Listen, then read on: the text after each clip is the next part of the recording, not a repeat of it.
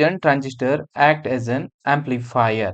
So there are four type of region will be there in transistor. If we talk about transistor region, then we have four type of transistor region. First one is cut-up region, then saturation region, then active region. Active region is also called linear region. Okay, then reverse active region. Okay, four kind of region is there in a transistor. And when this regions will work, how it is work in biasing, like when junction emitter to base junction and collector to base junction. If emitter to base junction and collector to base junction both are in reverse bias, then it will work in a cut-up region. Okay, and when both are in forward bias, then transistor will work in a saturation region.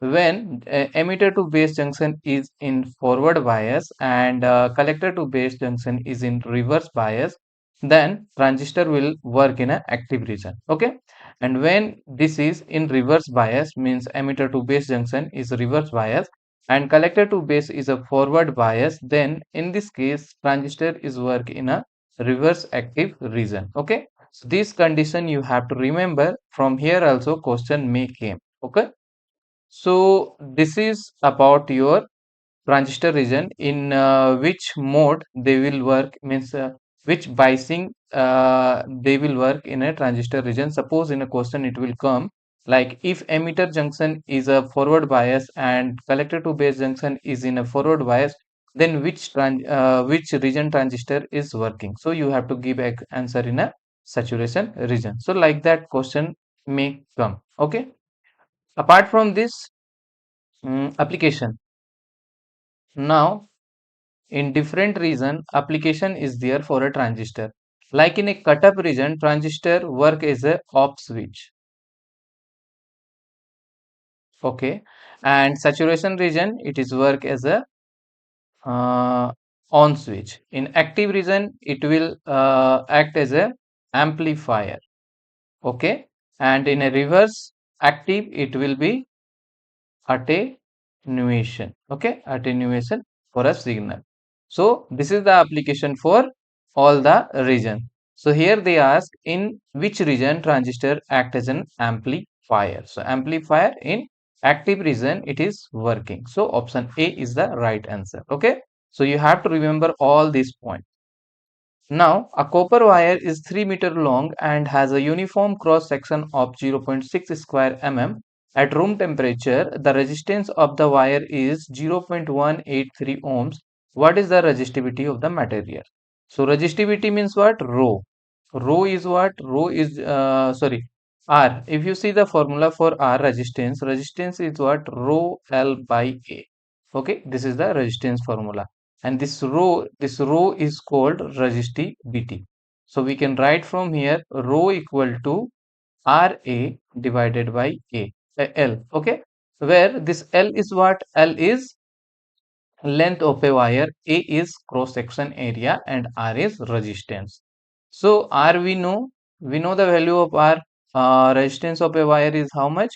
0.183 ohm, and area, cross section area is given 0.6 mm square and millimeter square, and area given, then length is how much? Length is 3 meter. Okay, so now we can solve this one. 0.183 into 0.6 into, we can write this thing 10 to the power minus 6, and this is 3. So we can write this thing 0.2, or this will come, if you calculate this one, so it will come how much? 0.0366 into 10 to the power minus 6 ohm meter. Okay, or we can write 3.66 into 10 to the power minus 8 ohm meter. Okay, So from here, option B will be the right answer. A diode, when connected in a series with the output, the circuit is called. Okay, so when a diode is connected in a series with the output, so we have clipper circuit. Okay, we have clipper circuit. When diode is connected series with the output, then it is called series clipper. Okay, and when diode is connected parallel, okay, when it will connect parallel, then it is called parallel clipper circuit. Okay, again it is divided into two parts: positive series clipper and negative clipper. Okay, this is a positive parallel clipper and negative parallel clipper. Okay, so when diode clipper circuit means what? Clipper circuit is a circuit which is used to clip a half cycle, positive half cycle, or negative half cycle, or both positive or negative half cycle, they will clip. Okay, so clipper circuit connected series, so it is what? Series clipper. Option B is the right answer. Okay, which region cover the highest area in a transistor? Okay, if we see the structure of a transistor, so there are three terminal in a transistor. Okay, one is emitter, base, and collector terminal. Okay, so if we see emitter, base, and collector, if we talk about size, then emitter size is always moderate. Okay, emitter size is moderate, base size is small, and this collector size is largest. Okay, so here they asked highest area, so highest area is covering who? Collector. So option B is the right answer. And here some more question will come about doping. They will ask sometime about doping, in which, like, what is the doping of emitter, like that they will ask, or they will ask highly doped region, highly doped area or in a transistor, like that they will ask. Okay, so in emitter is generally highly dropped. We called emitter is a highly dropped. Base is lightly dropped. Okay, base is lightly dropped, and collector is moderate. Okay, this is what? Moderate drop. Okay, so you have to remember this all point. Okay, whatever I am explaining in a solution, that points you have to remember from there also question may come. Okay, now a tuned amplifier has a peak output of 9 megahertz at a quality factor of 90. What is the bandwidth of a tuned amplifier? So we have given quality factor, they ask about bandwidth. So what is the relation between quality factor and bandwidth? Or we can say bandwidth equal to what? F naught divided by quality factor. This is the formula for bandwidth. Okay.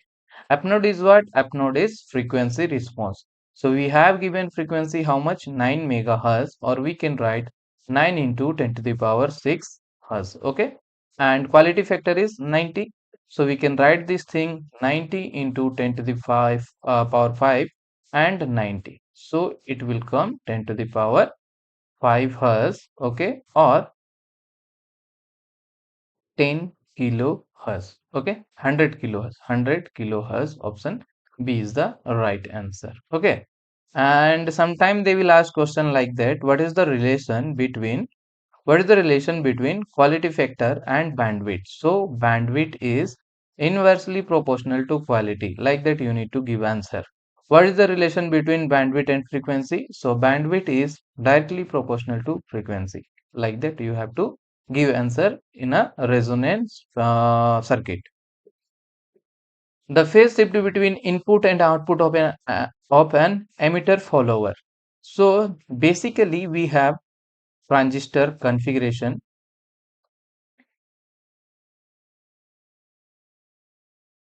So we have three type of transistor configuration: common emitter, common base, and common collector. This common collector is known as a emitter follower. Okay, this common collector is known as a emitter follower. If we talk about phase shift, So phase shift of common emitter is 180 degree. Okay, common base is 0 degree and common collector is 0 degree. Okay, so from here option A is the right answer. Sometimes they will ask a question from power gain also. What is the power gain for common emitter?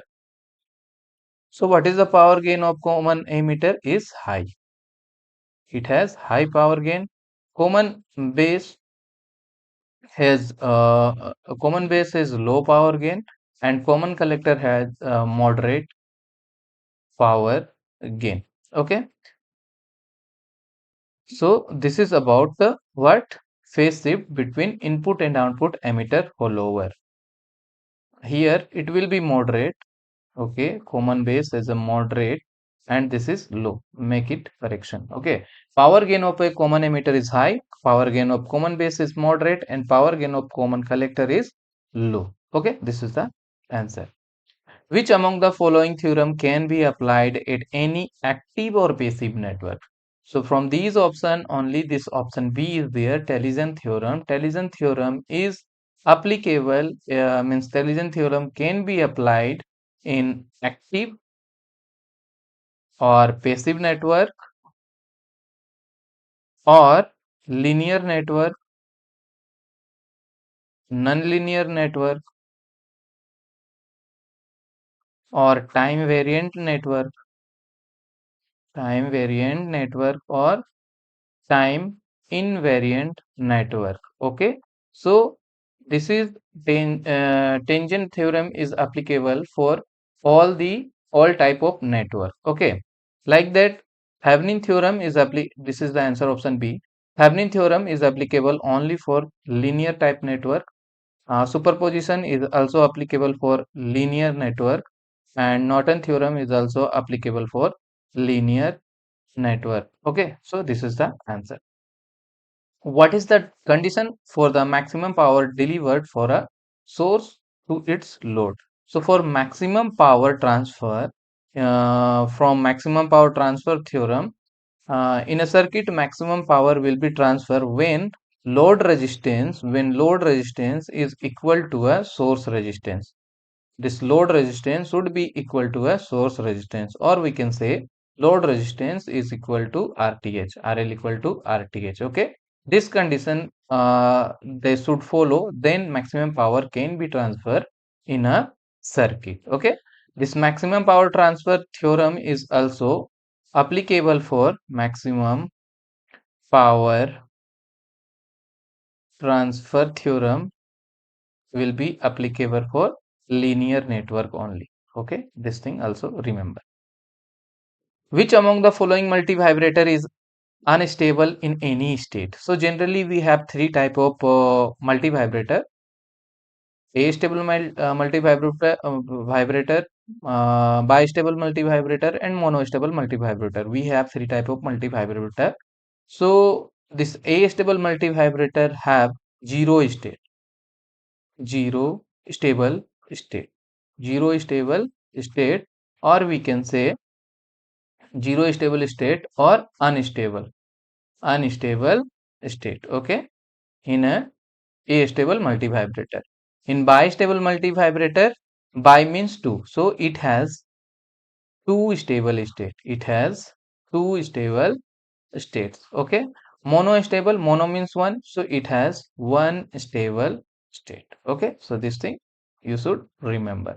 Here option A will be right answer. Find the 2's complement of 8-bit number that is represented at 28 in a decimal number. Okay, 28 we have given as a decimal. So first we need to convert this thing in a binary form. How we are converting binary form?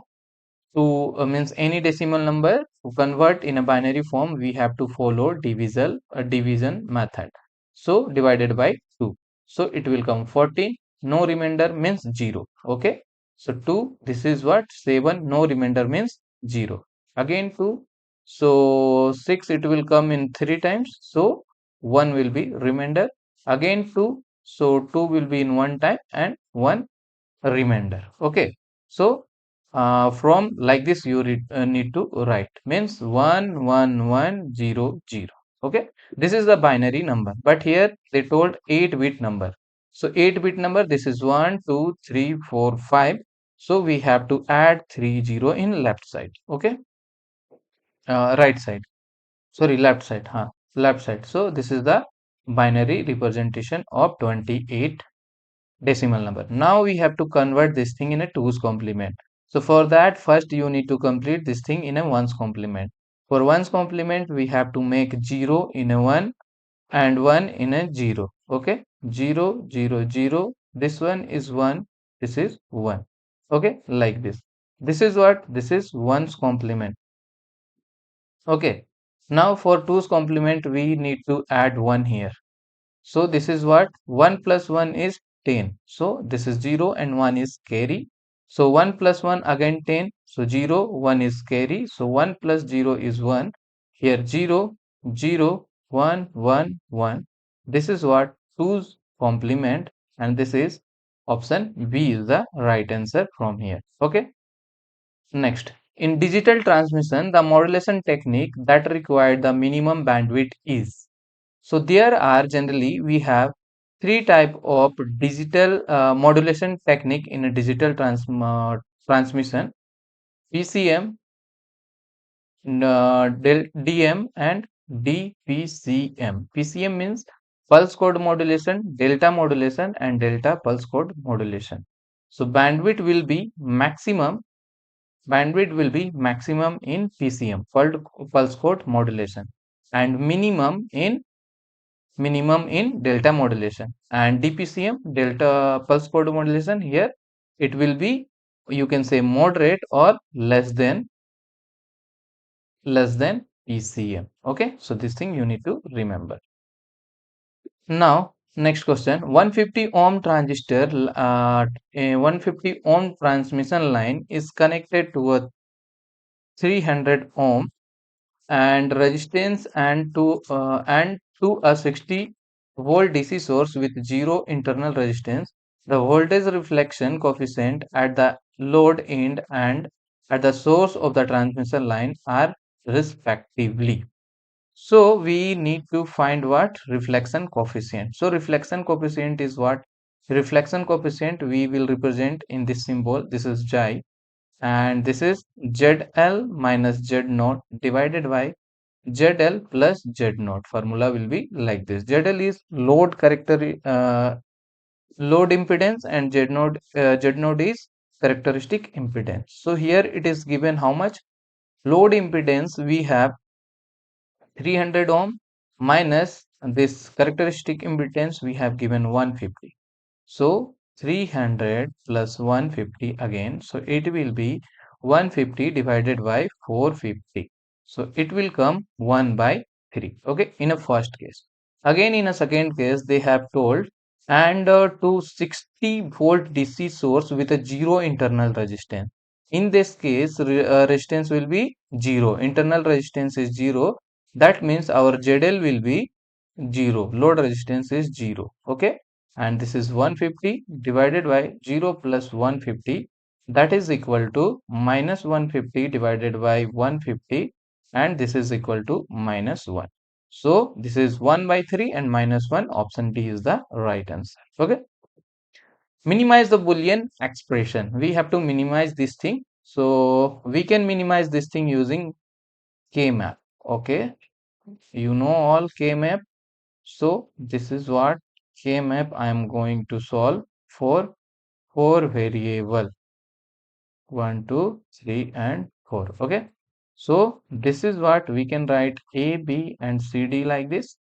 This is what 0, 0. This is 0, 1. This is 1, 1, 1, 0. Again 0, 0, 0, 1, 1, 1, and 1, 0. This is 0. This is 1. This is 2. This is 3. This is 4. This is 5. This is 6. And this is 7. This is 8, this is 9, this is 10, and this is 11. This is 12, 13, 14, and 15. So like this we are writing a K-map. Okay, so here you can say this thing we have to write in a K-map.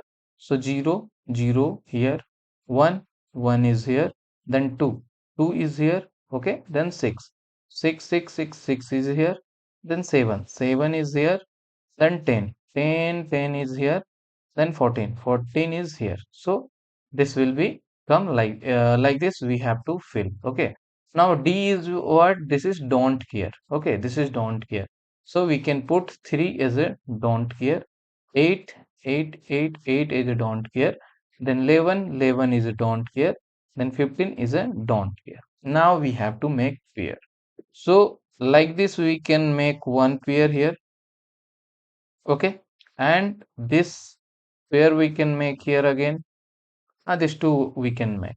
So this pair we can say this is what? This is A bar, B bar. Okay, and this quad octet, this group of octet 8 group, this will be what? We have to write common. Common is what? 1. 1 is what? C. So it will be C. So Y equal to what? A bar, B bar plus C. We can write the solution for this output. Output will be A bar, B bar plus C. Option A is the right answer. Okay. Minimum number of 2 is to 1 multiplexer required to design 16 is to 1 multiplexer. Multiplexer means what? Multiplexer which have many input and one output. This output will be selected by a select line. This is multiplexer. So here question is asking like we have to design 16 is to 1 multiplexer. Okay, so we have 16 input and 1 output and 4 select line. Okay, using 2 is to 1 mark. So how many 2 is to 1 marks required to design 60 is to 1 multiplexer? So like this question you need to how you will solve. This is 16, this is 2. So you have to take like this 16 by 2 that is equal to 8. This will come in a first stage. Okay. Again 8 this add you have to write 8 by 2 equal to 4. This will come in second stage. Then this 4. So 4 by 2 equal to 2.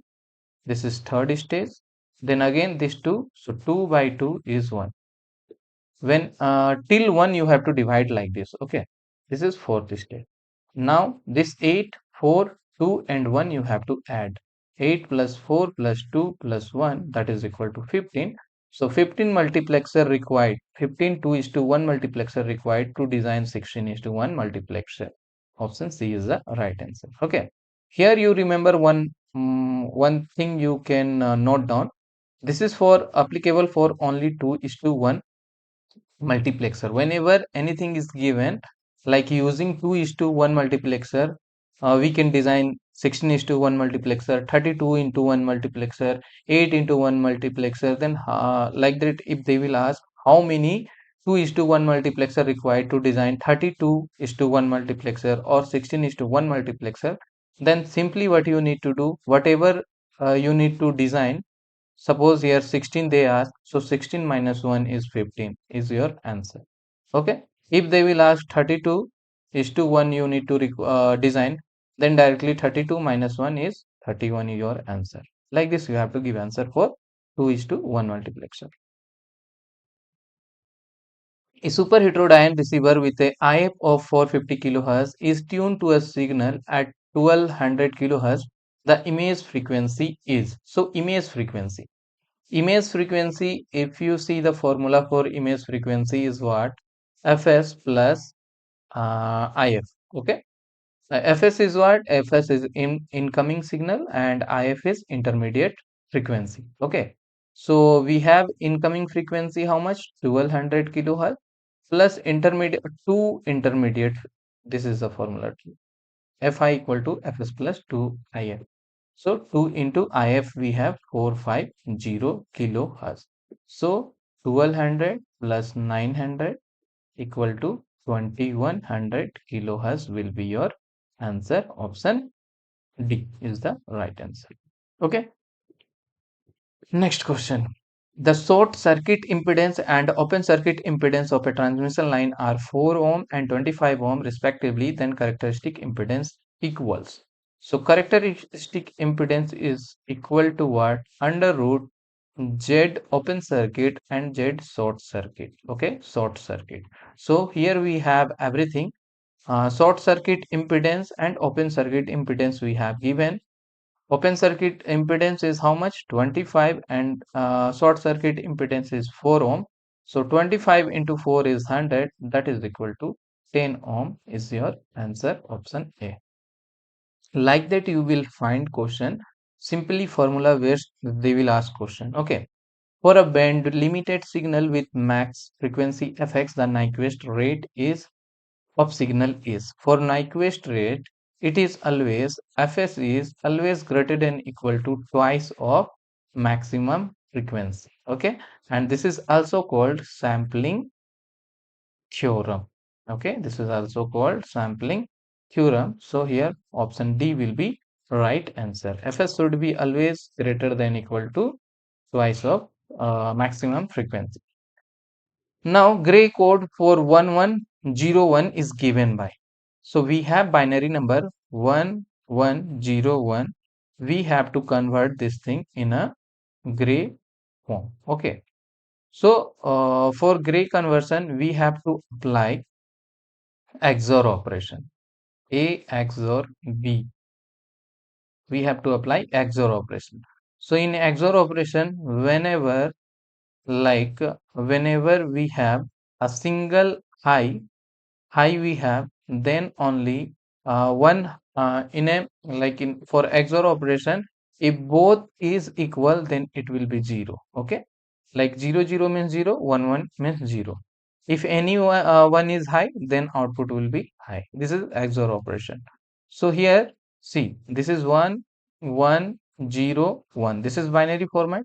So in binary, for conversion of gray code, this MSB you have to write as it is. So 1 will become 1. Now this here you need to apply XOR operation. 1 and 1. 1 XOR 1. 1 XOR 1 is what? 0.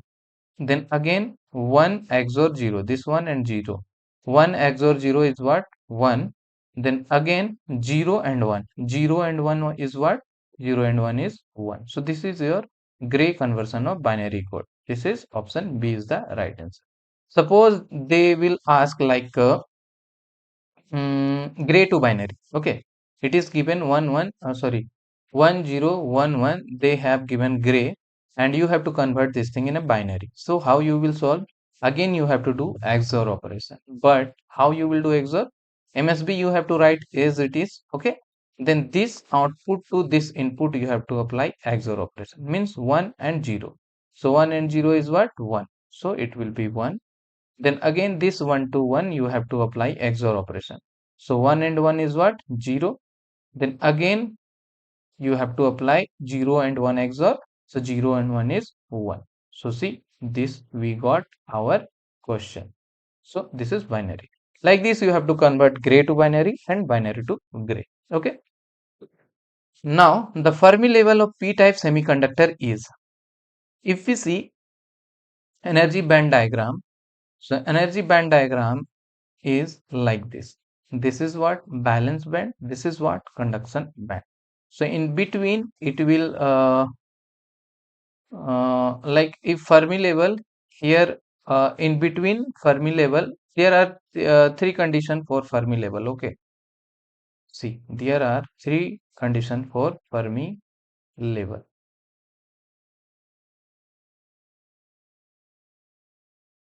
Okay, one is Fermi level will come here sometime, and another one is Fermi level will be here sometime.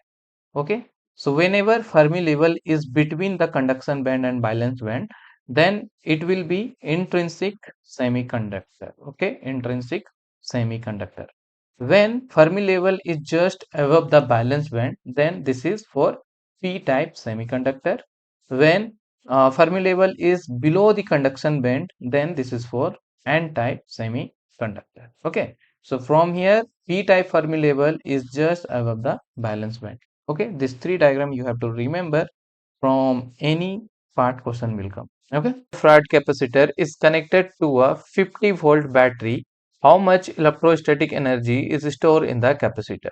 Okay, so we know capacitor will store energy in the form of charge. Okay, so generally for a capacitor, energy is equal to half by half CV square. Okay, where C is capacitor and V is your voltage. Okay, so here half into C value we have 10 picofarad.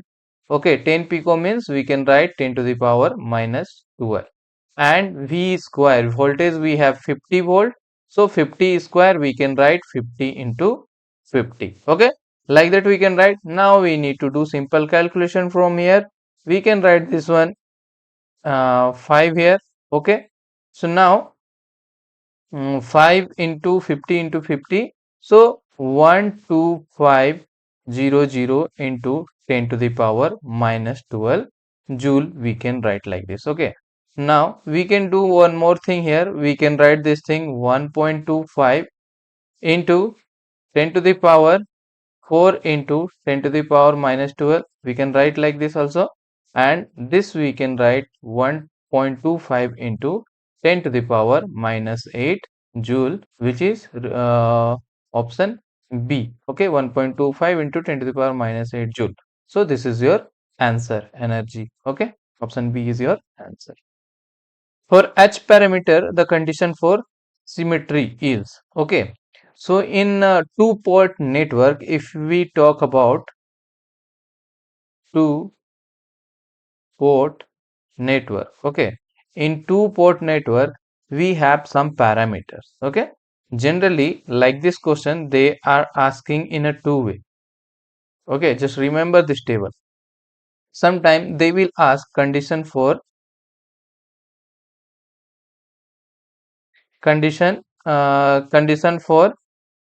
symmetric. Okay, symmetry, condition for symmetry, they will ask for condition for symmetry or condition for reciprocal. Okay, just they will ask question about this parameter, two port network parameter, about they will ask about condition for symmetry or condition for reciprocal. Okay, so we have some network like Z parameter.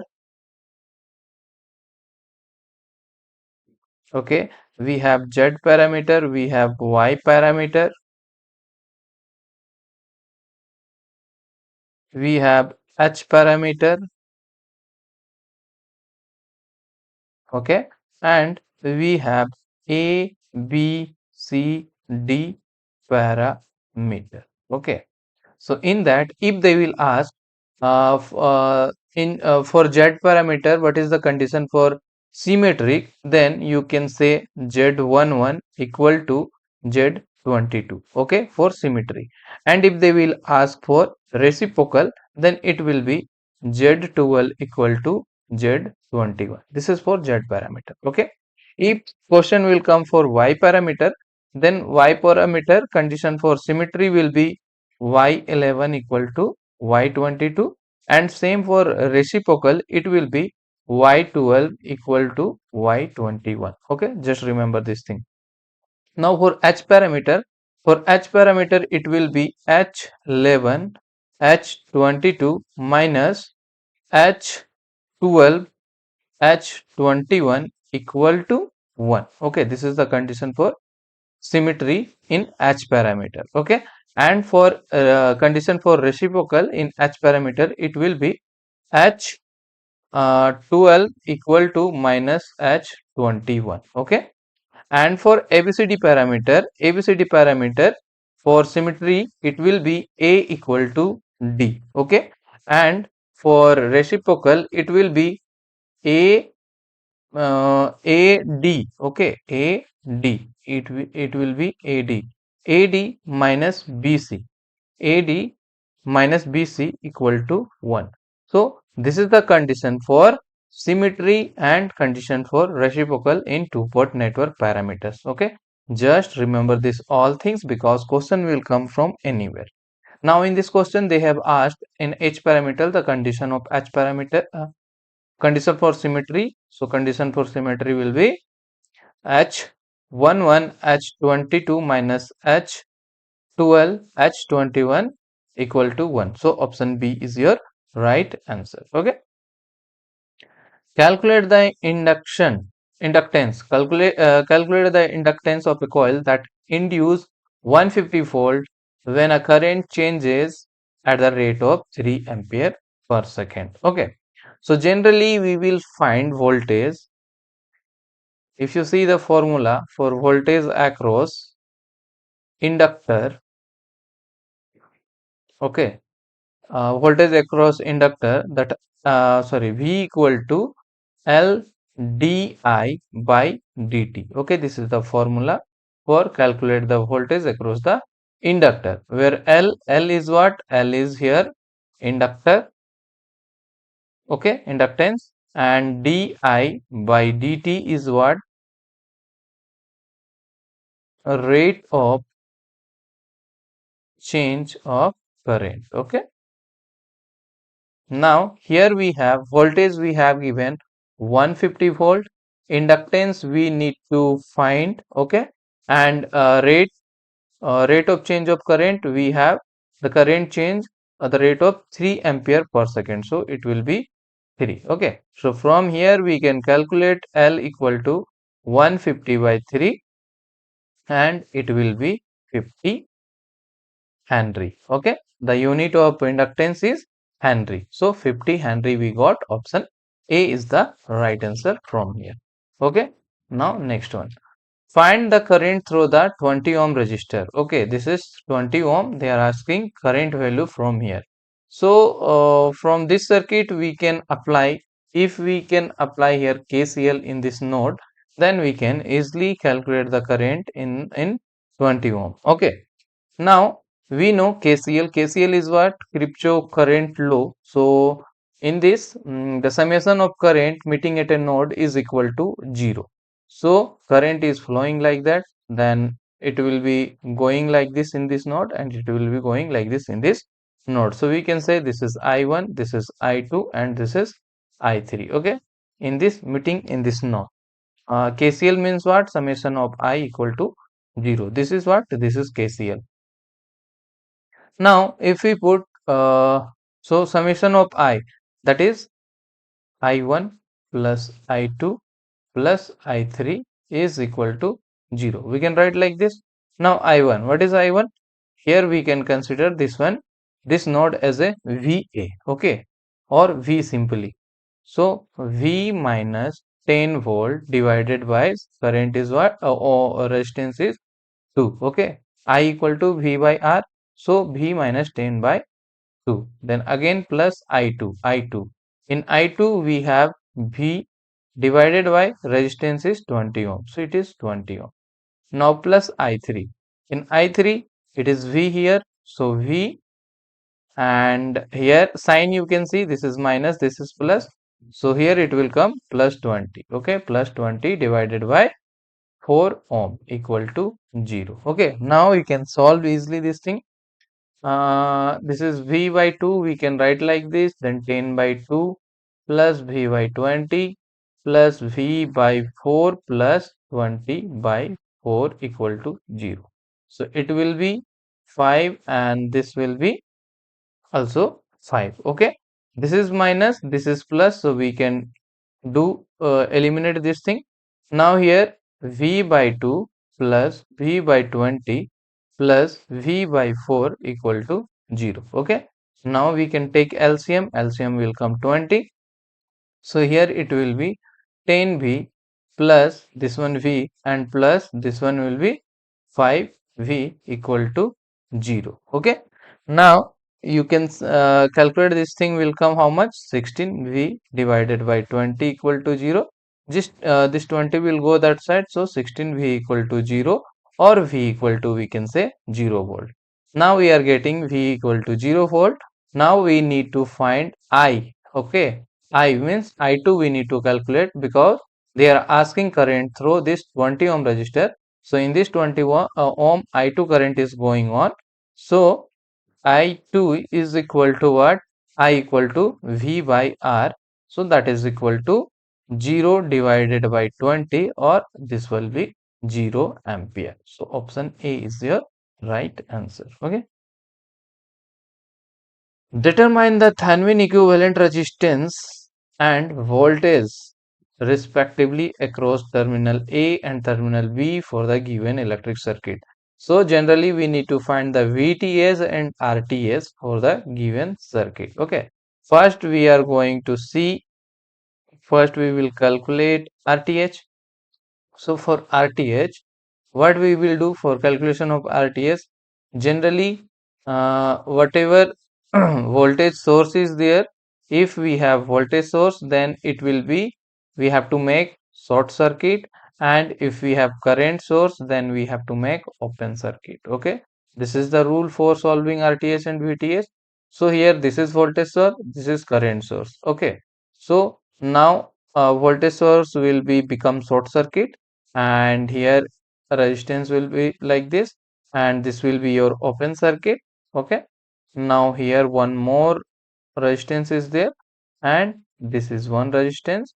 Okay, so now from here this one is 5, this one is 10, this one is 10. Okay, now R equivalent or RTH, here you can see this 10 and 10 are in parallel. So 10 and 10 are in parallel and series with 5 ohm resistor. Now just calculate this thing, 10 into 10 divided by 10 plus 10 plus 5, 100 divided by 20 plus 5, or it will be 5 plus 5 equal to 10 ohm. Okay, so we got RTH as a 10 ohm. RTH value we got 10 ohm. Now we need to calculate VTH. Okay, now for calculation of VTH, same you need to do first to calculate to VTH.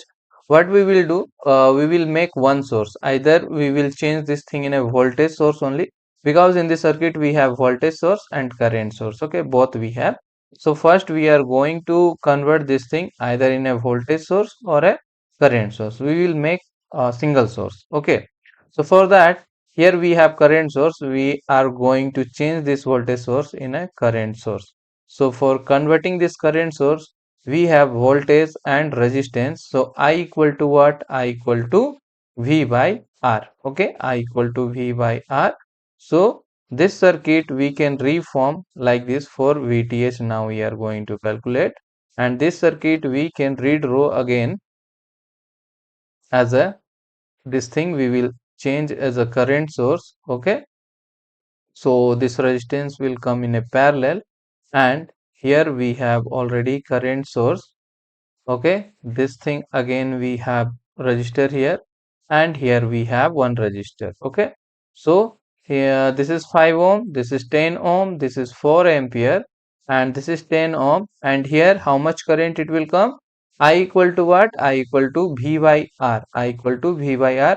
We have V 20 volt and R we have 10 volt. I equal to V by R, that is 20 by 10, or we can say 2 ampere. Okay, so from here I we got 2 ampere. Okay, now this circuit we can again redraw as a single current source. Here we have 4 ampere. Okay, and here we have 10 ampere. So we can redraw this thing and we can write 6 ampere, and we have already here one resistor, and again we have here one resistor, and this 5 ohm we have here. This is 5 ohm, this is 10 ohm, this is 10 ohm, and we have 6 ampere current here. Okay, now again you can see this 10 and this 10 are in parallel. Okay, so we can make this circuit like this. Okay, this is 6 ampere and this both are in parallel, so we can make one resistor. Okay, so this is 5 ohm, and this 10 and 10 are in parallel, so R equivalent will be 10 parallel 10, and we can calculate this thing, 10 into 10 divided by 10 plus 10. Just now we have calculated here this parallel wala, so we got 5 here, so it will be 5 ohm again. So here it will come 5 ohm. Okay, now we got 5 ohm here. Okay, so now what we need to do, we need to calculate VTS across. If we found voltage across this, means this 5 ohm resistor, then we will got the voltage value. Okay, so V equal to what? V equal to IR. Okay, and V equal to IR. I we have 6 ampere and R we have this 5 ampere. Okay. So, sorry, 5 ohm. So 6 into 5 is how much? 30 volt. So we got VTH value how much? 30 volt, and RTH we got already how much? 10 ohm. Okay. So here, from here we can say 10 and 30 is your answer. Option C is your answer. So like this you need to calculate VTH and RTH. Okay. The reactance offered by a inductor at a frequency of 50 Hz is 50 ohm. If the frequency is increased to 60 Hz, reactance become. Okay, so we know already from here. Here they have asked for reactance. Okay, so for inductance, uh, okay, inductor, they are asking for inductor. So for reactance inductor, we have XL. XL is what? Reactance, inductance, reactance. Okay. So XL is equal to omega L. This is the formula. Or we can write 2 pi f. Omega is what? 2 pi f, and L we have here. So from here, we can say this XL is directly proportional to our frequency. We can say like this. So from here we can write also XL1 divided by XL2 is equal to F1 divided by F2. Like this we can write. And from here in this equation they have given this 50 Hz is 15 ohm.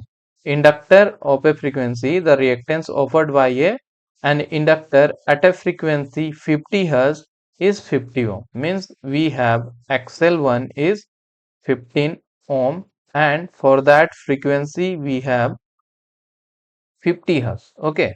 And now in the second case they are asking, if the frequency means up to, if we have 60 Hz, then what is the value of XL2? They are asking in a question. Now we can put this thing in a in this formula. So here it will be 15. We need to find XL2. F1 we know it is 50 Hz, and F2 we have 60. Okay. Now we can write 15 into 60 divided by 50 is equal to XL2. Okay. Now just calculate this thing. 18. So we got XL2 is how much? XL2 we got 18 ohm. So the reactance value, the second reactance we got 18 ohm. So your answer will be option A is your answer. Okay.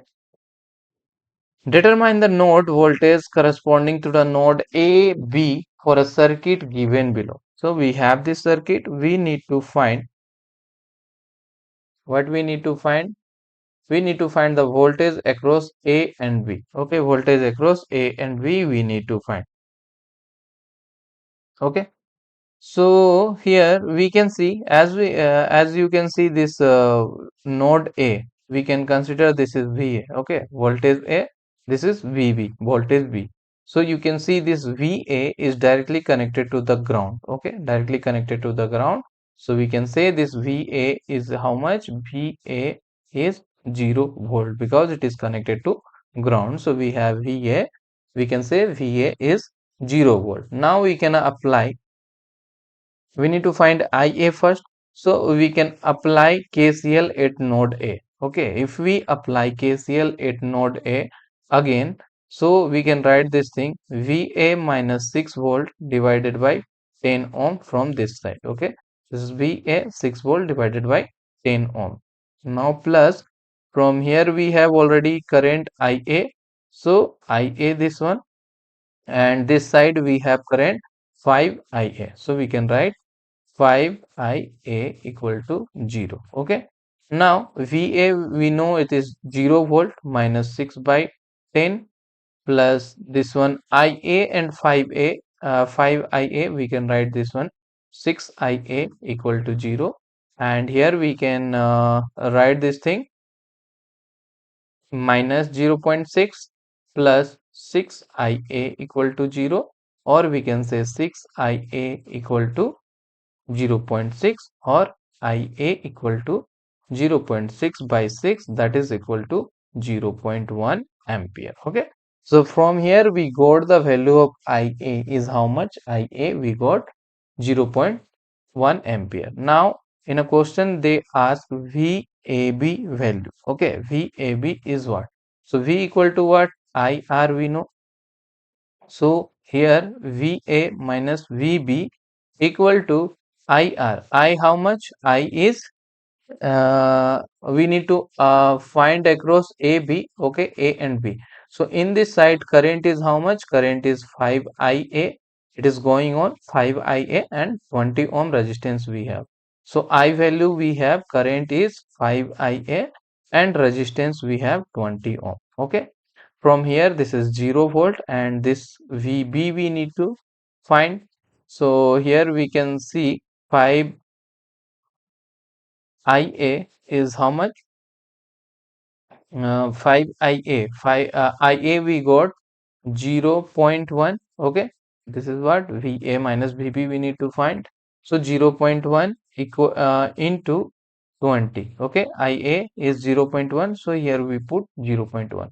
Now just calculate this thing. Point we can remove and make like this. So 5 into 2 is what? 10. And here it will be 0 minus VB. So VB is equal to what? Minus 10 we can write volt. So minus 10 volt we got from here. VB value is how much? VA value is 0 volt, VA value is 0 volt and VB value is minus 10 volt. So option B is your right answer from here. Okay.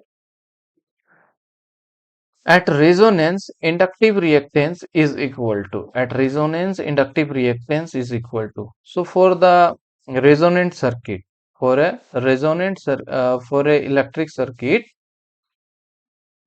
in resonance condition, at resonance you can say at resonance for a electric circuit, or you can say RLC circuit, is always the condition will be at resonance condition is inductive reactance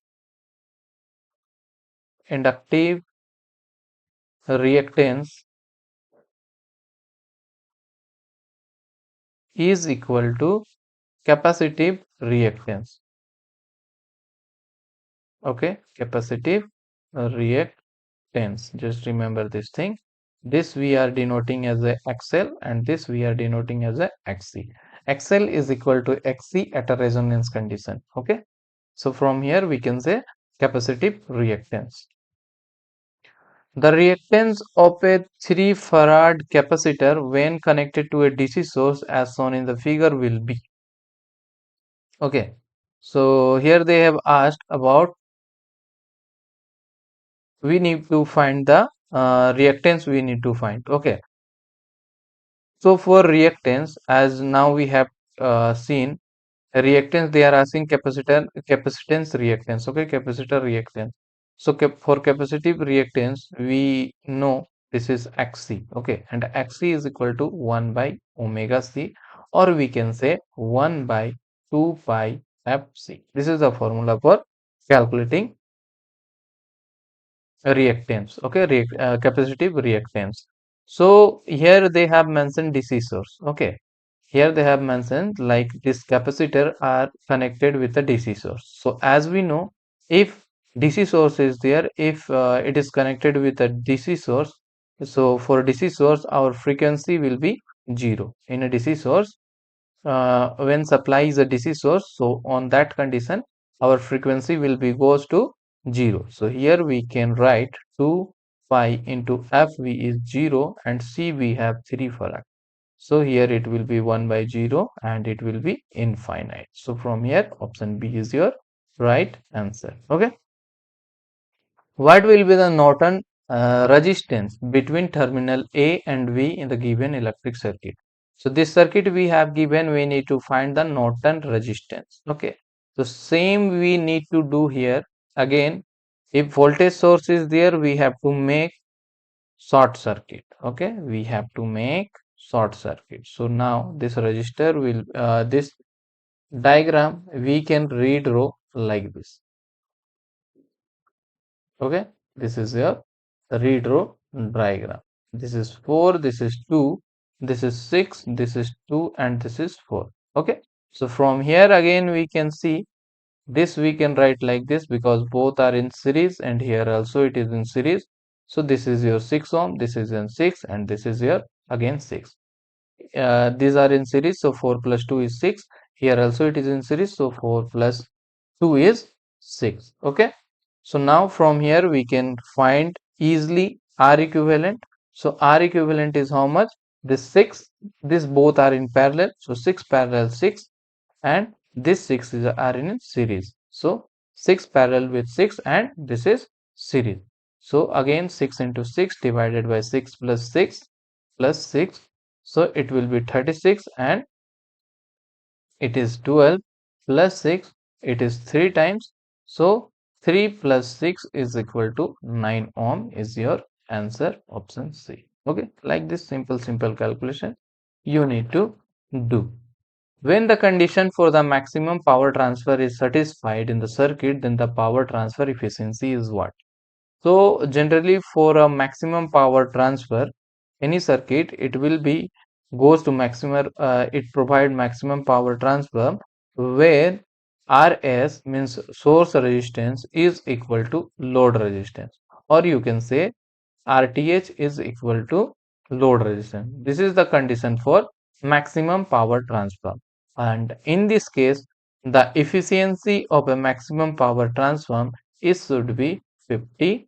It will be 50%. So option A is your right answer from here. Okay. The steady state current through the 1 Henry inductor in the circuit shown in the given figure. So this 1 Henry across 1 Henry, we need to find the steady state current. Okay. So as we know, for as we know in a resistance, if you see the resistance across this ammeter, generally in an ideal case the resistance will be 0. Okay, so here we can redraw this circuit diagram. Two things you need to remember here. First thing, like a resistance of this ammeter across this inductor circuit, it will be resistance will be 0. Okay, and the second thing, for a steady state, in steady state inductor behave as a short circuit. Okay, as a short circuit. And in initial state,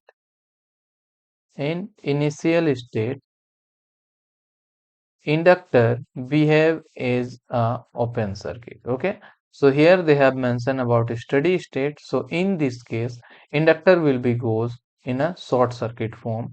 So here we can redraw this circuit diagram. This will be short circuit, this will be also short circuit. Okay, and here your ammeter is there. Okay, and this is 3 volt. Okay, and here 1 ohm, and we need to find current across this 1 Henry. So it will be short circuited. Now current is what? I equal to what? I equal to V by R. So V we have 3 volt, and R we have 1 ohm. So current will be 3 ampere. Option B is your right answer. Okay, just remember these 2 points. In steady state, inductor behave as a short circuit, and initial state inductor behave as an open circuit. What will be the reading at the ammeter for the given circuit? Okay, so this is the circuit. Here we need to find the ammeter reading. Okay, so as you can see here, we have DC supply, and here we have capacitor. Okay, this is capacitor. This 5 ohm they have given, but here it should be 5 farad. Okay, this is capacitor we have. So we know when supply is DC, in DC, when supply is DC, in DC supply, when supply is DC. In this case, our capacitor is behave as open circuit. Okay, in a DC supply, capacitor behave as a open circuit and inductor behave as a short circuit. These two things you need to remember. So from here we can see, and this is inductor. Okay, this is Henry. So from here we can with this 2 point we can redraw this circuit diagram. This is your voltage source. Okay, this is your resistance, and this is your emitter. And here, because it is DC supply, so our inductor will go short circuit and our capacitor will go open circuit. Okay, so these two condition for a RLC circuit. If you talk about RLC circuit, so in RLC circuit, when DC supply is there, our capacitor will behave as a open circuit and inductor behave as a short circuit. Okay, so here with this diagram you can see it is the open circuit. So our ammeter reading will be 0 ampere because it is a open circuit. So ammeter will show 0 ampere. Okay. Power dissipated in RL. We need to find the power across RL. Okay. So we know power formula P is equal to VI or I square R, you can say, or you can say one more is there. Okay, this one only. V square R, like this formula is there for power. Okay, so first we need to find the power dissipated from voltage source. Okay, power dissipated from voltage source. So first we will find the power across this due to this voltage source. So P equal to what? P equal to VI. Okay, V we know it is 50 volt and I we have 0.5 ampere. This is 0.5. So here we can calculate this thing. It will be 25 watt. Okay. So power dissipated due to this supply, power supply, voltage supply is what? 25 watt. Okay. Now we will find power across this 50 ohm. Okay. Power we will calculate across due to this 50 ohm. So for this we can put I square R. I value we have 0.5 ampere and R we have, this is a square, R we have 50 ohm. Okay, so this will be 0.5 into 0.5 into 50, and from here we can write like this. Okay, so here it will be 125 watt, 12.5 watt. Okay, now we need to find the power dissipated through RL. So through RL, if we calculate power dissipation through RL, so here we can see we have 25 watt and we have 12.5. So due to 12.5 watt. So 25 watt minus 12.5 watt is equal to 12.5 watt will be your answer. Power dissipated in RL is how much? 12.5 watt. Option D is your right answer. At half power point of the resonant curve, the current is. So at a half power point, the resonant curve is how much? Sorry, at half power point of a resonant curve, the current is I is how much? It will be maximum. How much for a half power point? It will be I max divided by root 2, or you can say 1 by root 2 or 1 by root 2 and maximum current. So 1 by root 2 is how much? 0.70 time maximum current. Okay, so we can see option C, 0.707 times the maximum current at the half power point of a resonant curve. A series RLC circuit has a resonance frequency 1 kHz and a quality factor Q is 100. If each of RLC doubled from the original value, the new quality factor Q of the circuit is, we need to find. Okay. So for RLC circuit, For RLC circuit, if you calculate Q, that is quality factor, the formula for quality factor is 1 by R root under L by C to calculate the RLC. Okay, but here they told if each RLC doubled from its original value, if if the value of RLC will be doubled, okay, then the quality factor will be half of the previous value, half of the previous quality factor. So half into previous quality factor is how much? It is 100. So it will be 100 or it will be 50, we can say. So 50 is your answer. Option B is your right answer. Match the following parameter with the correct representation. Again, they have asked about two-port network. So from here, I will tell you something about two-port network. So in two-port network, we have some parameter. Okay, like we have Z parameter. Okay, we have Z parameter. We have Y parameter. Okay, and we have H parameter. We have G parameter, and we have A, B, C, D, or this is also called T parameter. Okay, so we have like this parameter and they have some name. Like for Z parameter is called open circuit impedance parameter. Okay, open circuit impedance parameter. And Y parameter is known as a short circuit admittance parameter. Admittance parameter. Okay. H parameter is called hybrid parameter. Hybrid parameter. G parameter is called inverse hybrid parameter. Hybrid parameter. And ABCD or T parameter is known as transmission parameter.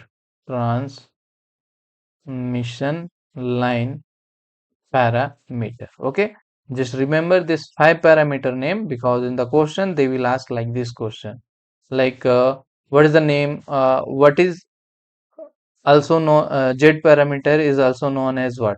So you have to give answer open circuit impedance parameter.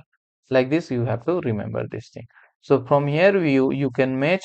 Z parameter will come here. Okay, then Y parameter will go here. It is what? Y parameter is short circuit admittance. So Y parameter is this one, and H parameter is hybrid. So 3 will come here, and ABCD parameter is transmission line parameter.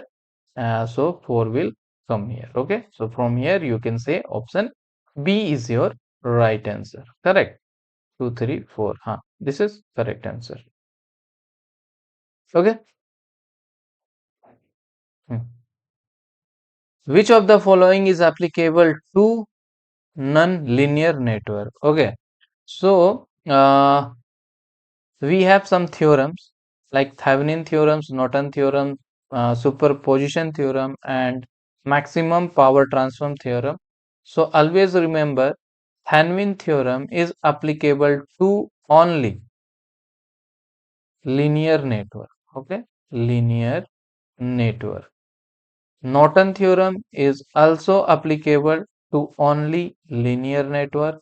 Superposition theorem is also applicable to only linear network. Okay. Apart from that, we have maximum power transfer theorem. Okay. Maximum power transfer theorem, that is also applicable only for linear network. Apart from that, if you talk about Television theorem, then Television theorem is applicable to any kind of networks like linear, non-linear, okay, active, active network, then passive network, time variant, time variant network, time invariant network. Okay, time variant network, time invariant network. Like this, television theorem is applicable for all the network, any kind of network. So from here, option D is your right answer because they have asked for non-linear. Apart from whatever theorem is there, they are applicable to only linear network. Just remember this point. Okay. Now for 19. In the circuit shown below, what is the current I for a sinusoidal source? Okay, we need to find the I value from this circuit. So from here, this is what RL circuit. This is what RL circuit. Okay, this is what RL circuit. So for RL circuit, the current, that is I is equal to IR minus JIL. This is the formula. Or we can say I is equal to root under IR square minus IL square. Okay, this is the general formula for RL circuit to finding the current value. So we have R, across R, how much? It is 12 ampere.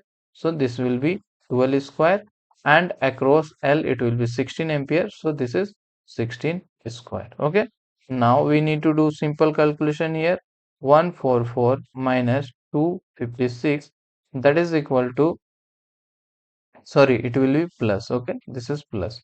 So here it will be 400, or you can say 20 ampere is your answer from here. Okay. Find the Z parameter Z11, Z22 in the given circuit. We need to find Z11 value and Z22 value. Okay.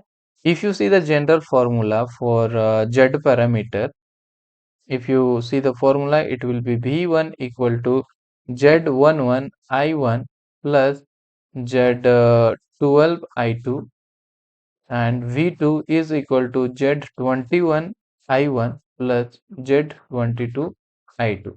This is the general formula, and from this formula only we need to find the this or all parameter. Okay, and here you can see this is the T type network is there. Okay, T type network is there. So we can see here, this is what T structure type of network. So you can consider this is Z1, this is Z2, and this is Z3. So from here you can easily calculate the value. This Z1 is what, 5 ohm, Z3 is 20, and Z2 we have 10 ohm. Okay, now we need to find Z11 first. So Z11 is equal to what? It is Z1 plus Z3. Okay, so it will be 5 plus 20, that is equal to 25 ohm. Okay, now for Z22, Z22 is equal to Z2 plus Z3, that is equal to Z2 is 10 here. So 10 plus 20 is equal to 30. Okay, and if we got 1 and 22. Now for Z12 also we can find Z12 and Z21 both are equal. Z12 equal to Z21 is equal to Z3, that is your 20 ohm. If they will ask for this also, we can find Z3 is 20 ohm. So here they have asked about Z20, Z11 and Z22, that will be your 25 and 30. So here it is 25 and 30. So option C is your right answer for this Z parameter question. Okay. The output of Y of the logic circuit given below. So this is the logic circuit we have given. We need to find the output. Okay. So input is what? Input is X is here. Okay. So here we can put X. This is X, and this is what? NOT gate. Okay. Here input is X. After NOT gate, the output will be X complement. Okay. Now this is what? XOR gate. So if you see XOR gate, for XOR gate, suppose A, B, we have two input, XOR gate. Okay, then this is what 0 0 0 1 1 0 1 1. We have four condition for XOR gate. If both are same input, then output will be 0. Okay, and if any one is high, then output will be high. This is the truth table for XOR gate. Okay, now see, we have X and X bar as a input. So if we put x equal to 0, if we put x equal to 0, then x bar means x complement means what? X complement means 0 means 1, x complement means 1 means it will do complement of 0. So complement of 0 is what? 1. So when a is 0 and b is, this is what? This is a and this is b, like that you can consider as an input. So a is 0, and b is 1. So in this case output is what? Output is 1. Okay, now if we put a is x equal to 1, and in that case we have b as a x bar, so 1 complement is what? 0. So in this case also a is 1 and b is 0, then output will be 1 only. So output will be 1. So both case output we are getting 1. So here y value is what? Y value is 1. Option A is your right answer. Okay, the simplified form of we have AC bar plus ABC bar. Okay, from here we can take A and C bar as a common. Then this is what? 1 plus B. We can write like this. And we know this thing. If 1 plus A is there, then the output is what? 1 only. So from here AC bar, and this will become what? 1. So this is AC bar will be your answer, option B. Okay, like that you need to remember some Boolean points. Boolean algebra formula is there, like 1 plus A is 1, then 1 dot A, 1 dot A is A, then 1, sorry, 0 plus A is what? A, then 0 dot A is what? 0. So like that some Boolean formula is there, you need to remember that one to solve this kind of equation. Okay, what is the minimum number of NAND gate required to implement A plus A B bar plus A B C bar? Okay, now we can solve this one. We can take A as a common. So A is a common, we can write 1 plus B bar plus BC bar. Okay, and right now we have seen 1 plus anything is there, it will become 1 only. Okay, so we can write here A dot this one, what? This will become 1 because 1 plus something is there is 1. So A is your answer. So A is your answer. We need to required minimum NAND gate. So only one input is there. So 0 NAND gate required. No need of any NAND gate to implement this one because only one input is there, A. So option A is your right answer. 0 NAND gate required to implement this one. The logic function implemented by a multiplexer. So this is a multiplexer, 4 into 1 mux we have. We need to find output F, which logic it is going to follow. So here they are saying ground implies a logic 0, means ground means what? This is what? This is the value of 0. So 0 we have this one, this is not a NOT gate. So NOT gate, after NOT gate the output will become 1 here. Then again after NOT gate it will become 0 here because the NOT we know, NOT means complement. So 0 complement is 1, 1 complement is 0. Now from here we can write I0 is equal to what? This is 0. Then I1 is coming like this, so I1 is 1 only. I2 is also, it is coming like this, so it is 1.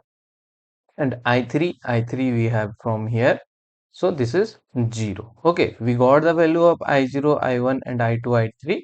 Now this is mux, so we have to select line. This is S1, S0, that is P and Q. So we have four conditions, 0, 0, 0 1 1 0 and 1 1. Like that we have 4 conditions. Okay. So now if you see, this is P and this is Q for 0 0 0 1 1 0 and 1 1. Okay, we have 4 conditions and the output, that is what? F. Output means what? Output is F. F, it will select according to the select line. In this is the function of a multiplexer. The output is going to select, or it will decide according to the select line condition. Suppose it is 0 0. So in 0 0 case, it is going to select I0. Okay, that is what? That is 0. So, and the next condition, when select line will be 0 and 1, 0 and 1, in this case, it is going to select I1 as an output. Okay, and it is what? It is 1. So when 1 0 is there, then output will be your I2. I2, that is what? 1. And 1 1, in 1 1 case, it will be I3, that is your 0. Okay. Now if you see this truth table, okay, if you see this truth table is belong to what? This truth table is belong to XOR gate. Okay, this truth table is belongs to XOR gate. Just now we have discussed in a first question, I think. The truth table is same as a XOR gate. So XOR gate, so it will be, we can say option D, this one function output will be XOR of P and Q. Okay, this is your answer, option D. The full adder is dash input and dash output combinational circuit. So adder is a combinational circuit, we know already. So adder, if we talk about adder, then we have half adder and full adder. Okay, we have half adder and we have full adder. So in half adder, we have two input line A and B. We have two input and we have two output, that is sum and carry. Okay, this is what? Half adder. And if we talk about full adder, then in full adder we have three input and two output. Three input is what? A and B, and one is carry in, and output will be your sum and carry. So this is what? Full adder. So in full adder we have three input and two output.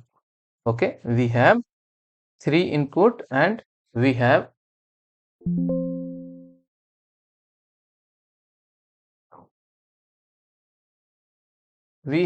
three input and we have two output. Okay, just a second. So in adder we talked about half adder and full adder. Okay, so in half adder we have two input and two output, that is your AB and sum and carry.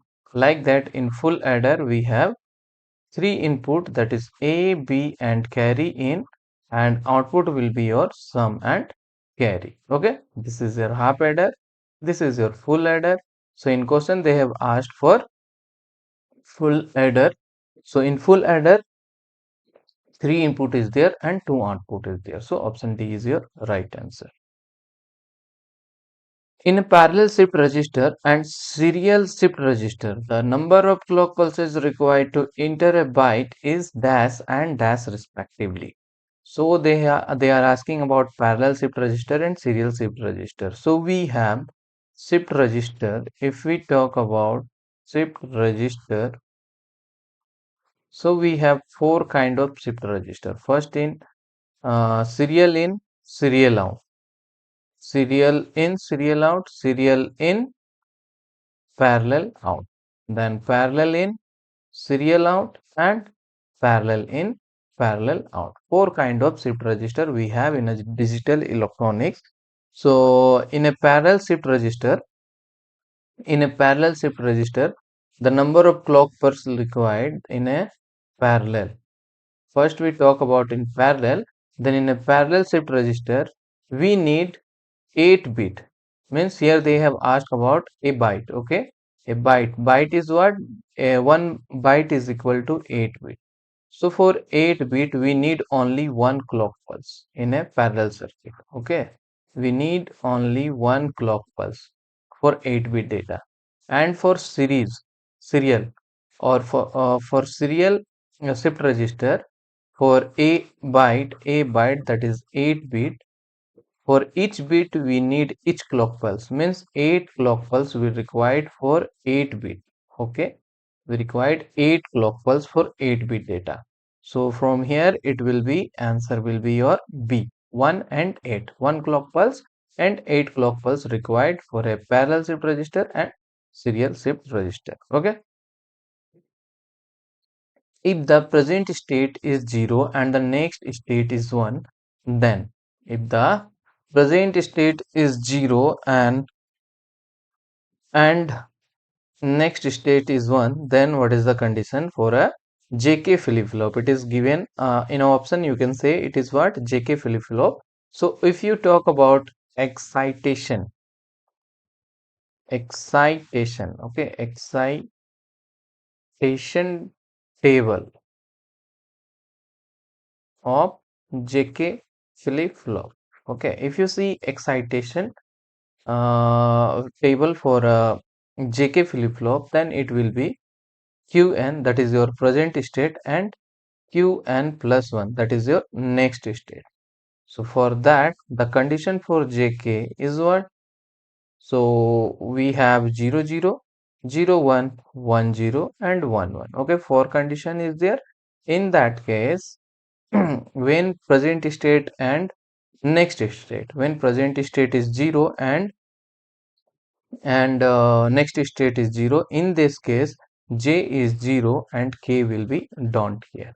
And when it is 0 and 1, in this case it is 1 and it is don't care. When it is 1 and 0, then in this case it is don't care, it is 1.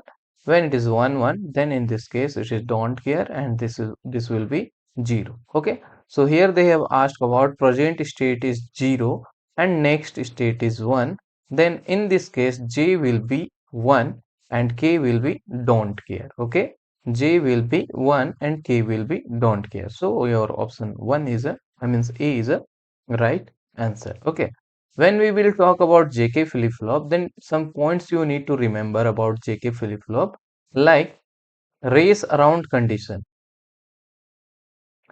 Generally question they are asking about race around condition. Okay.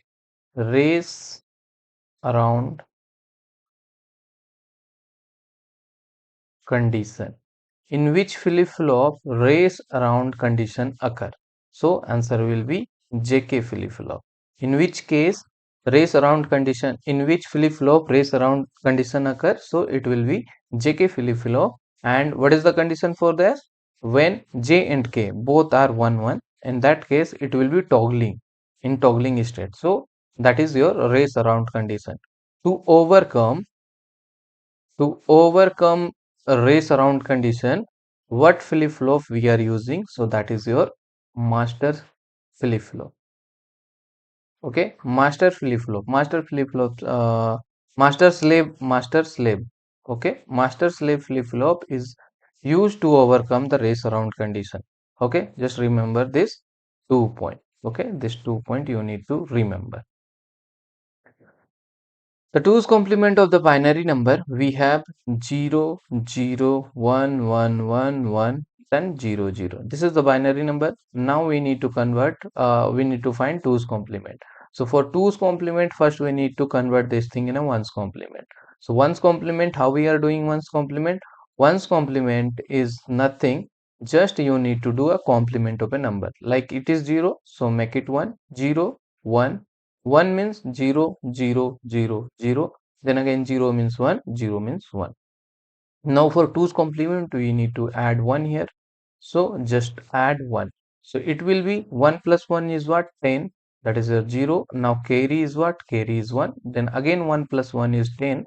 That is 0. Again it will go carry here. So 1 plus 0 is what? 1. Now 0, 0, 0, 1, 1. So this is your 2's complement. Okay, this is your 2's complement. So here you can say your answer will be option A, right? Which flip-flop is used to make all type of shift register? Okay, which flip-flop is used to make all type of shift register? So we have D flip-flop. We have D flip-flop to use all type of shift register. Using D flip-flop, we can make all type of shift register. All type of shift register means serial in, serial out, serial in, parallel out we can design, then parallel in, serial out, and parallel in, parallel out we can design using D flip-flop only. Okay, using D flip-flop we can design all the shift registers. Okay, binary representation of the hexadecimal, we have 4a as a hexadecimal. Okay, this is hexadecimal. Now we need to convert this thing in a binary form. So binary form is nothing but we need to do uh, binary in the term of 0101 with a 4 bit. Okay, 4 bit. So if you take a is what? A is nothing but a is 10. So 10 how we are writing in a binary? 1010. Then 4 how we are writing in a binary? This is 0100. So this is the representation of a 4a. Okay, that is your this one. Option D is your right answer. Okay. A digital circuit has 3 input line, 1 enable line and 8 output line. The circuit will call. So we have, okay, this is the circuit they are saying like they have 3 input line. Okay, they have 3 input line and 8 output line. Okay, 8 output line. This is O0, O1 and this is O7. 8 output line is there. In that I0, I1, I3 input line is there and one enable line is also there. So it is called 3 into 8 decoder. Okay, decoder. This is called what? 3 into 8 decoder. In a decoder circuit, we have n decoder. If we are talking about n bit decoder, then it will be, it has an input line and 2 to the power n output line. Okay, just remember. Like if you are talking about 3 into a 8 bit means 3, um, n is your 3. Okay, so n is your 3 means 2 to the power n, 2 to the power 3 is what? 8. So 8 output line will be there for a decoder circuit. Like that, if you are talking about encoder circuit, okay, if you here from here answer will be your decoder. If you are talking about encoder circuit and suppose we have 4 into 2, 4 into 2 decoder, then we have 4 input and 2 output with 1 enable line. This is what? Encoder.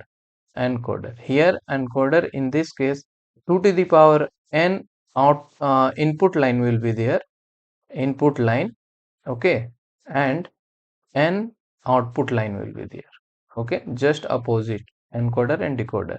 Now from this multiplexer, if you talk about multiplexer, if you talk about mux multiplexer, suppose it is what? 4 into 1. Multiplexer mux means what? Multiplexer means many input and single output. That is your multiplexer. Many input and single output. So we have 4 into 1 multiplexer. So 4 input and 1 output, and this will be, output will be decided according to the select line. So 4 input is there, in this case 2 select line will be there. Okay, so if it is n, then this is your 2 to the power n. Okay, just remember this thing. So this is what? This is your mux, that is multiplexer. So in multiplexer, if n select line is there, okay, if n select line is there, so 2 to the power n input line will be there and output is always 1 only. Now for demultiplexer. For demultiplexer, again if it is 1 into 4, demultiplexer means 1 input always it will be one input and many output. Four is there, so four output will be there, and again two select line. Okay, and here also it will decide if n is select line. Okay, if n is select line, n number of select line is there, then 2 to the power n output line will be there in demultiplexer. That is called demux. Okay, just remember this point for your point of view of exam. Write the simplified equation for the given K-map. We have K-map, we need to find the equation. So, you know K-map also. So, how you need to do? You need to do pair. First, we need to find 8 ones. If 8 ones is not there, we need to go for quad, that is 4 pair. So, here you can see this one we can make as a 1 pair, and from here we can make 1 quad. Okay, so we have 2 quad in a K-map, in this K-map, and from here we can make equation like this. So this is what this is from here, this is output y equal to, from this section we can see, from first this side, if you talk about this side, then your here common thing is what, this one and this one. So from here we can write 1 is what, 1 is your B2. This is what, here B2. Okay, here you can see 0 0 means this is B3 and B2. 0 means bar. Okay, here also B3 B2, 0 means bar, and B2 will be like this. Then 1 1 1 1 means B3 B2, then here B3 B2, and 0 means bar. Like this you need to put. So from here you can see 1 1, that is B2 is common in both.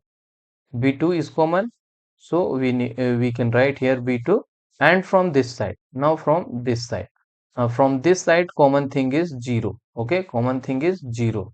0 means B1 B0 bar bar, then B1 B0, 0 means here bar.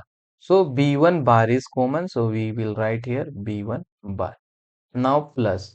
Now we are now come to this quad. So in this quad, first we will see from this side. From this side, which one is common? This 0 is common and this 0 is common. 0 0 means what? B2. B2. 0 means bar. Okay. 0 means bar. Now from this side, which one is common? From this side, here this one and this one. One is common. One means what? Here this is what? B. This one is B1, B0, B1, B0, and this is bar. So here B1 is common. So we will write here B1. So your output expression will be your this one. So which is related to, you can see option A is matching with this one. So we can write this one B1 bar B2 plus B2 bar and B1, like that also we can write. So option A is your right answer. The 4-bit gray code for decimal number 5. We have decimal number 5 here. We need to first convert this thing in a binary form. So 4-bit they are asking. So 4-bit representation of this 5 is what? That is your 0 1 0 1. This is what? Binary number. So 5 we know binary, this one. Now we need to find the gray code conversion. Gray code we need to find. So write like this 0 1 0 1. Okay, this is your binary. So whenever we are going to convert a gray code or gray code to binary or binary to gray code, then we require XOR operation we need to do. XOR operation, again we if we see truth table, which we already seen 2 times in a previous question also, 0 0 0 1 1 0 and 1 1. Okay, so in this case it will be 0, it will be 0 1 1. Okay, now we need to put XOR operation here. First this MSB bit we need to write as it is. This is 0. Now between 0 and 1 we need to put XOR operation. So 0 and 1, 0 and 1 is what? Output will be 1. So here it will be 1. Again 1 XOR this 1 and this 0. 1 XOR 0. So 1 is here, 1 and 0 is what? Again it is 1. Again we need to put XOR here, 0 and 1. So 0 and 1 is what? 1. So this is 1. Now this is your what? This is your gray conversion. This is your gray value. That is option A is your right answer. Suppose if they will ask convert gray code to binary. We have 0, 1, 1, 1. This is your gray. Okay. This is your gray conversion. Gray representation. We need to find the binary. So as it is, you need to write MSB, that is 0. Now we need to apply here also XOR, but we need to apply like this. This is 0 and 1, 0 and 1, this 0 and this 1. 0 and 1 is what? 0 and 1 is 1. Again from this 1 to this 1 you need to apply XOR operation. This 1 and this 1. So 1 XOR 1, 1 XOR 1 is what? 0. So here it will come 0. Now again 0 and 1. 0 and 1. 0 XOR 1. 0 XOR 1 is what? 1. So this is your binary representation which is matching with this one. So like this you need to do gray to binary and binary to gray conversion. Okay. Which logic family is used for high speed applications? So ECL, that is your emitter coupled logic, is used for high speed application because the propagation delay time is 2 nanosecond. Among the all it is very less. Propagation delay time is very less. That's why ECL is the highest speed application among the all logic family. Dynamic RAM, that is DRAM, is slower than SRAM, static RAM, because of what? So if we talk about memory, so we have memory, one is RAM and another is ROM. Okay. RAM is called volatile memory. Just remember this thing. This is what? Volatile memory, and this is non-volatile memory. Okay. Sometimes they will ask me which memory is a volatile memory. So RAM is a volatile memory. Now further RAM have two type, that is your SRAM, static RAM, and this is dynamic RAM. Okay. RAM is what? Random access memory. ROM is read-only memory. So SRAM, in SRAM, it uses flip-flop. It uses flip-flop to store. Okay, it uses flip-flop to store SRAM. And if we talk about DRAM,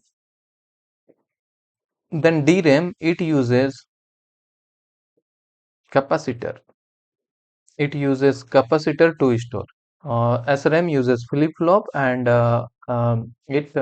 capacitor uses DRAM uses capacitor to store. That's why it required refreshing. It required refreshing. Okay, it required refreshing. DRAM, it uses capacitor, that's why it required refreshing, and that's why it required refreshing. Because of that only it becomes slower. Okay, it becomes slower. And here it not required refreshing because it using flip-flop, that's why it is not required refreshing. That's why it is faster. Okay, just remember this thing. So it is slower. Why it is slower? Because it required refreshing. Because it required refreshing. DRAM required refreshing. That's why it is slower than SRAM. Okay, this is your answer. Number of unused states in 4-bit Johnson counter. Johnson counter is also called as a ring counter. Okay, Johnson counter is also called a ring counter. Johnson counter is also called a ring counter.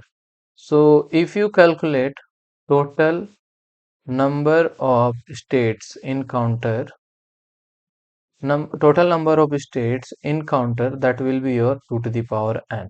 Okay, here n is what? N, they are asking for 4-bit. So 2 to the power 4 is equal to what? 16. Okay, And if you see total state of Johnson counter, total states of Johnson counter, that will be your 2 into n. That is 2 into 4 bit means 4, that is your 8. So we have unused state. We have unused state is how much? This is total is 16 and Johnson is 8. So 6 minus 8, 16 minus 8, that is equal to 8 is your right answer. So the number of unused state in 4-bit Johnson counter is 8 only. The SR latch is an example of SR latch. So latches we have latches and flip flop. We have latches and flip flop. So latches and flip flops are a basic element to store one bit of basic element to store one bit of data. Okay, one bit of data. That's why it is called. That's why it is called one bit memory element. One bit memory element. Okay, that's why it is called one bit of memory element. Latches and flip-flop are a basic element to store one bit of data. That's why it is called one bit of memory element. Okay, and we have four type of latches. First one is what? SR latches, JK latches, D latches, and T latches. Okay, so in a question they have asked about SR latches. If they will ask for JK latches also, then it is also one bit memory element. D latches also one bit element, and T latches then also it is one bit element. Okay, similarly flip flop also a one bit memory element, and it has four type of flip flop. Same it is SR flip flop, then JK flip flop, then D flip flop, and last one is your T flip flop. Okay, now one more thing you just remember, which is very important. Not sometime, generally in a question they will ask latch is asynchronous. Okay, latch is asynchronous. Just remember this thing. And flip flop is a synchronous. Okay, this is the difference between latch and flip flop. So from here, one bit of memory element. Which among the given expression is the product of sum? So we have two things. SOP. SOP is what? Sum of product. Sum of product. SOP and POS. POS is product of sum. Okay, so sum of product means we have we have some product and their sum is called sum of product. That is, if you see AB and CD, so we have two product and their sum will called sum of product. This is what? Sum of product. Like that, if we have A plus B and C plus D, then we can say this is two sum is there, so product of sum, there will be product, so product of sum. This is the example of product of sum. So two sum is there, their product. So likewise in a they have asked product of sum, that is POS. So in an option you can see only this example is related to POS. There will be two sum and their product is there, and rest of all are there is this one is your SOP, that is sum of product. This is also okay, this one only, this is the example of SOP, and this is the example of POS. Option A is your right answer. Okay, when a JK flip flop is constructed from a SR flip flop, okay, we have SR flip flop, you means we need to design JK flip flop Okay, JK flip-flop is constructed from SR flip-flop. So first you design SR flip-flop.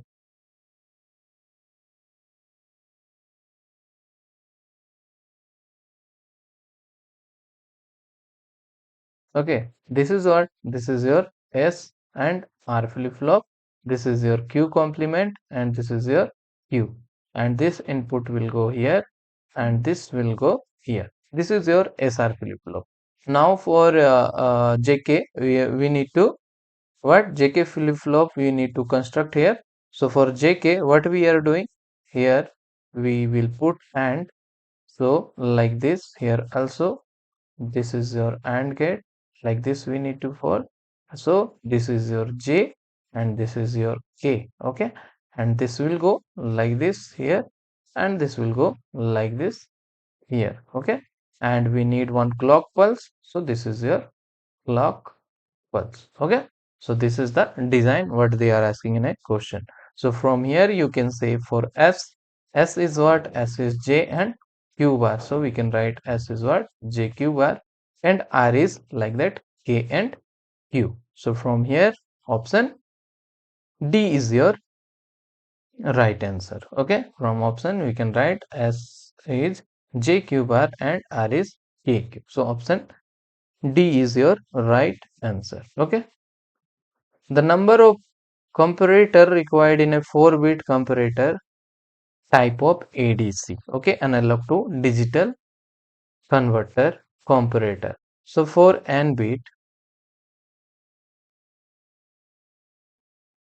if we talk about n bit comparator type ADC, okay, for n bit comparator type of ADC, we need number of comparator required is what?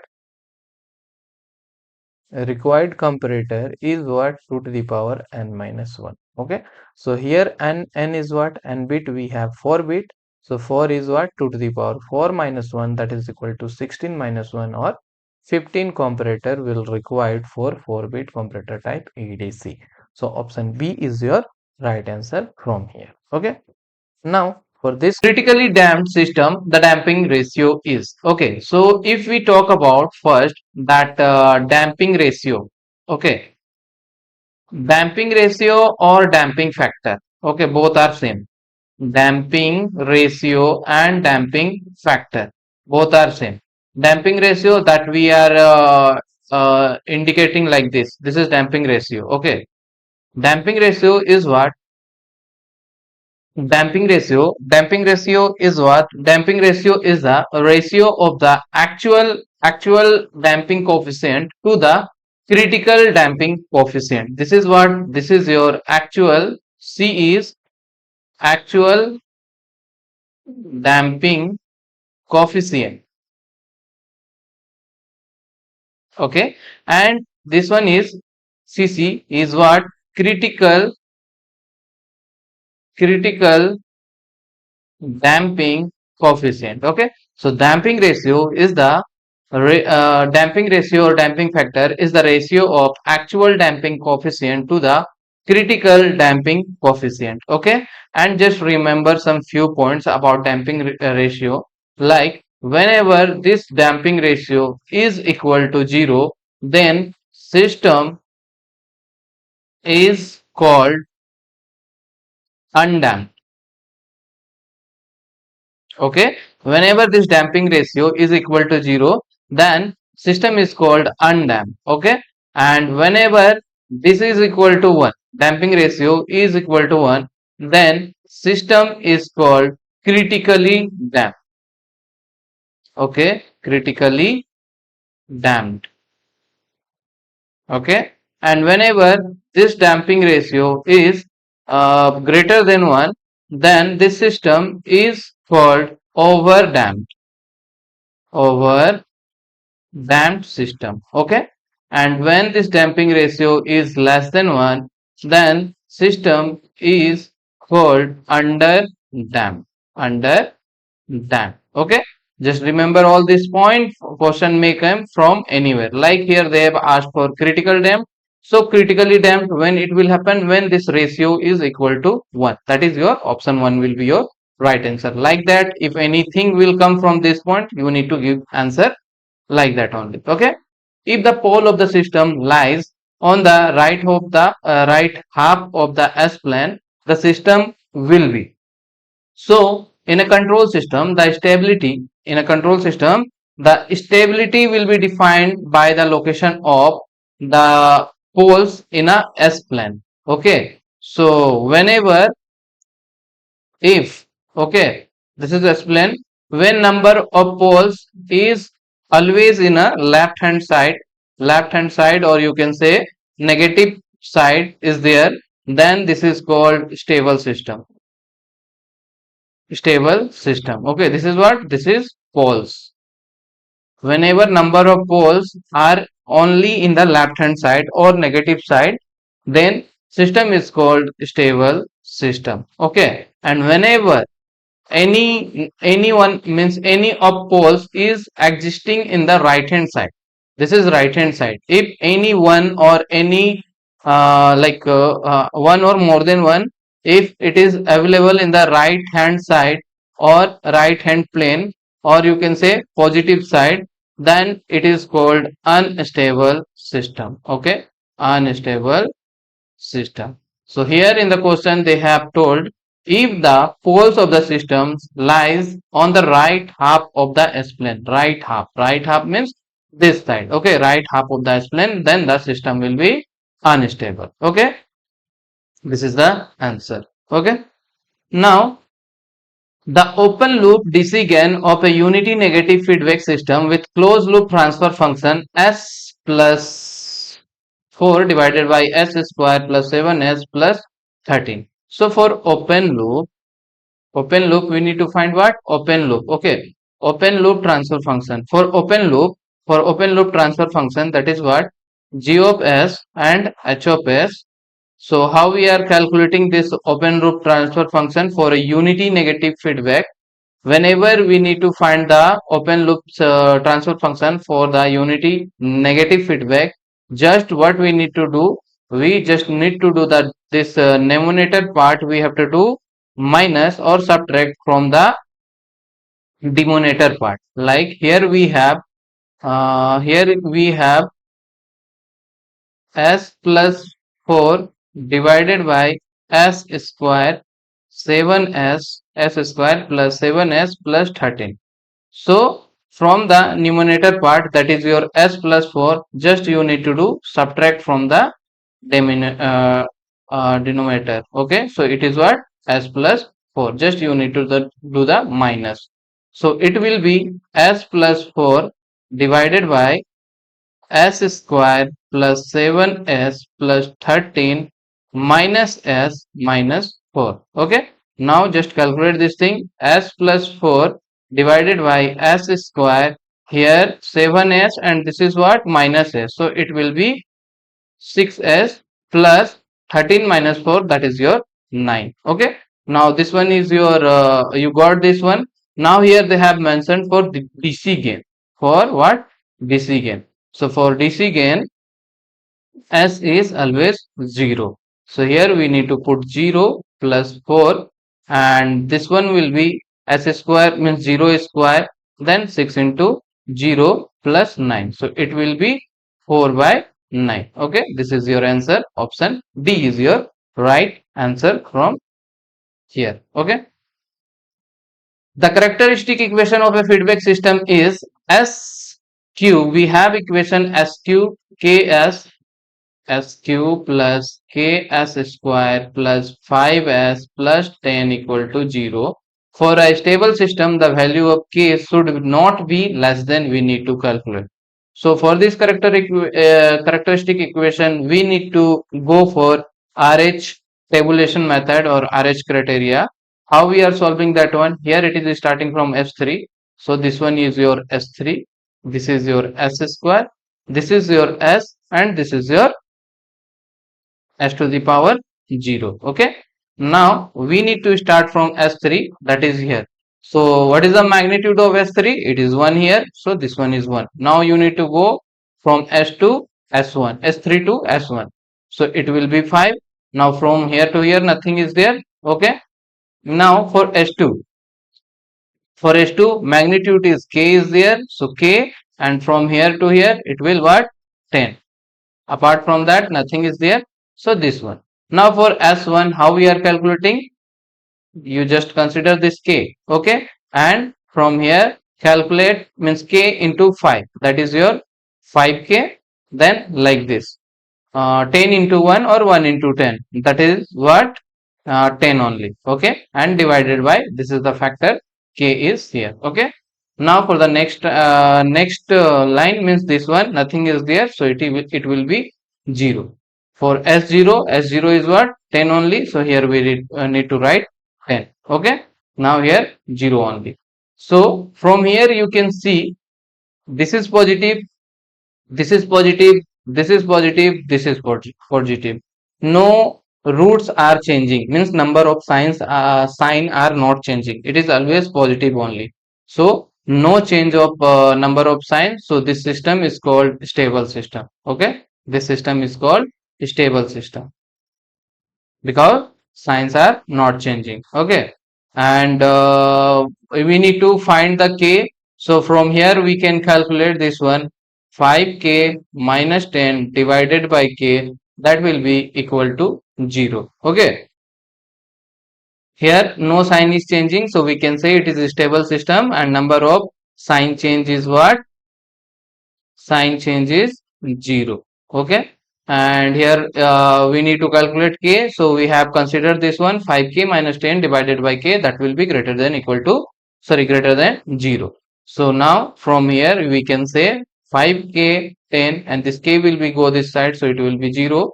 Now 5K is greater than minus 10 will be go that side, so it will be 10, and K equal to 10 by 5, K greater than, okay, K greater than equal to K greater than is 10 by 5, so it will be K greater than 2. So we can say from here K must be greater than 2, it can't be go less than 2, okay. So from here they have told the value of K should not be less than, so it should not be less than 2. Option B is your right answer from here, okay.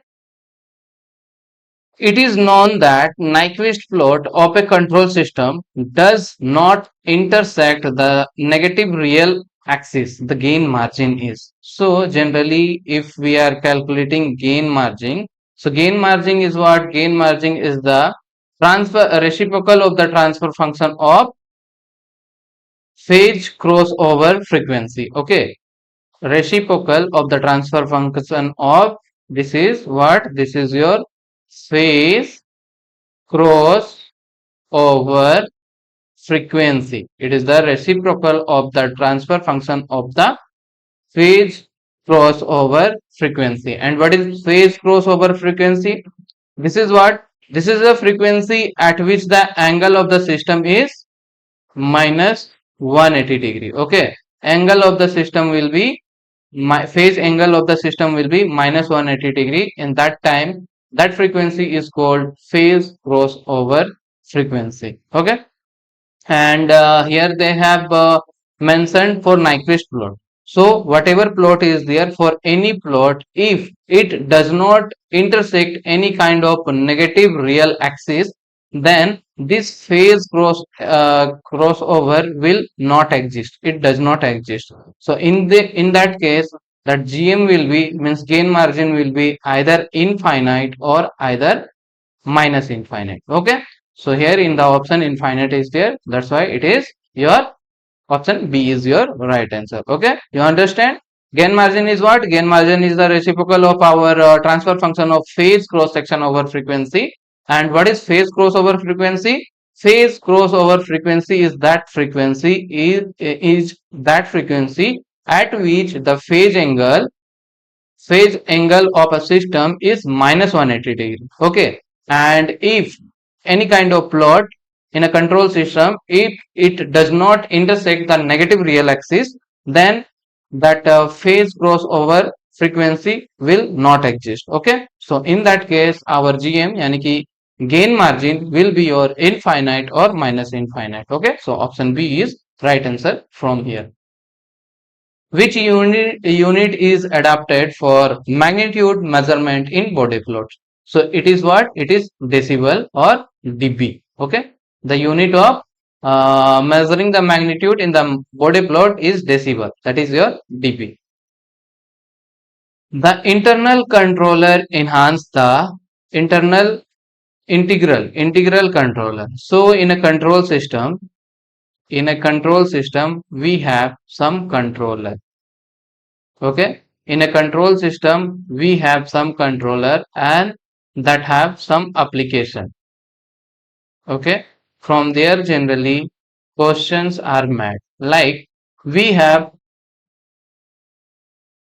proportional controller, that is your P. Okay, proportional controller, this is what one. Okay, proportional controller is used change to change the transient behavior, to change the transient behavior. Okay, this proportional controller is used to change the transient behavior of a control system. Then the second one is what? Integral, that is I. Integral controller is used to reduce the steady state error.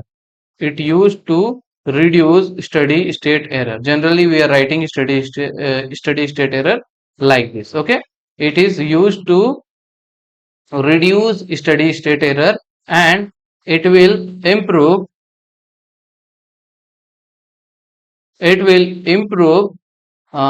steady state response. Okay, it improve steady state response. Okay, the function of integral controller is what? The function of integral controller is to reduce the steady state error and it will improve the steady state response. Okay, now the third one is what? Derivative, that is your D. Okay, this is what? D. Derivative control is used to improve the system stability. Improve the system stability. Okay, it is used to improve the system stability. Which one? Derivative controller. Now again we have PI controller means what? Proportional integral controller. It is used to this is used for what? This is used for to decrease the steady state error. Decrease the steady state error without affecting stability of the system. Okay, just remember this one. PI means what? Proportional integral controller is used to decrease the steady state error without affecting stability of the system. Now we have PD controller also. PD means what? Proportional derivative. So proportional derivative is used to improve stability. To improve stability, to improve stability without affecting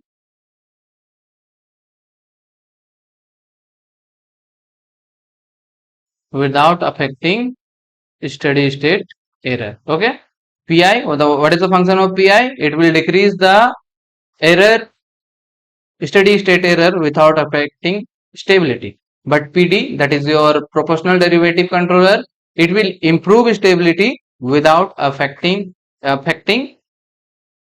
steady state error. Okay, now the last one is what? PID controller, that is your proportional integral derivative controller, and it is used to improve stability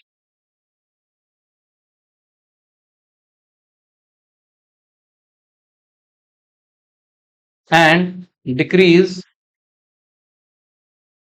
steady state error. Okay, so just remember these points for all the controller. Okay, they in the question they generally focus on the application part only, means what is the application for proportional controller, derivative controller. So like that you need to remember. Here they have asked for integral controller. So the integral controller enhance the, it will what enhance means what, improve, you can say improve. So it will improve steady state response. So from here option A is your right answer. Okay, a type 2 system has zero steady state error for what? Okay, a type 2 system has zero steady state error for which kind of input? So generally we have three type of inputs for the different systems. Okay, just remember this table. This table is also important. So we have three type of input: step input. Okay, this one is what, step input. Then we have ramp input, we have RAM input, and we have parabolic input. Okay, three input we have, and we have systems type 0 system, then type 1 system, then we have type 2 system. Okay, so for step input, for type 0 system, it will be this will be so for the step input, type 0 system will be a 1 plus kp. Okay, and for the ramp input type 1 system will be a by kv, and for the parabolic for the type 2 system it will be a by ka. Okay, this is the this formula you need to remember for the different kind of system. And apart from that you just need to remember, here it will be 0, here it will be 0, here it will be 0, and here it will be infinite, here it will be infinite, and here it will be infinite. Okay, now how they will ask question from this table? Like in this question they have asked a type 2 system has zero steady state error.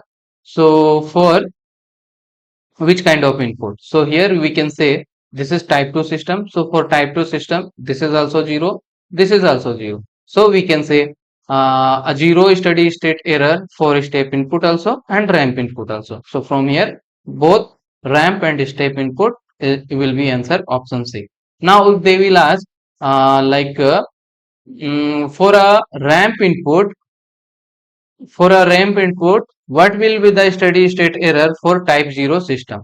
So for ramp input, what will be the steady state error for the type 0 system? So it will be infinite. So infinite will be answer. Like that they will made question. Okay. For type 1 system, if steady state error is infinite, then what kind of input it is? So you need to give answer. It is parabolic input.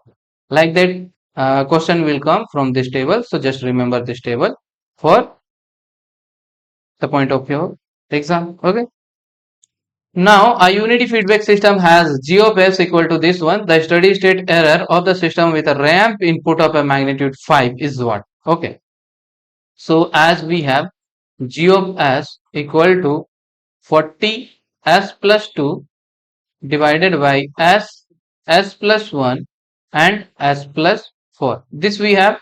Okay, now they have asked steady state error for the ramp input. Okay, so just now we have seen for ramp input how we are representing steady state error. This is kv for ramp input. Okay, so kv for ramp input, it will be limit s tends to 0, and this will be s. This is ramp input, s of g of s into g of s. This is for ramp input. Okay, now just put this one, limit s tends to 0, it will be here s, then g of s is how much? 40 s plus 2 divided by s plus 1 and s plus 2. Now from here just solve this one, this s and s cancel.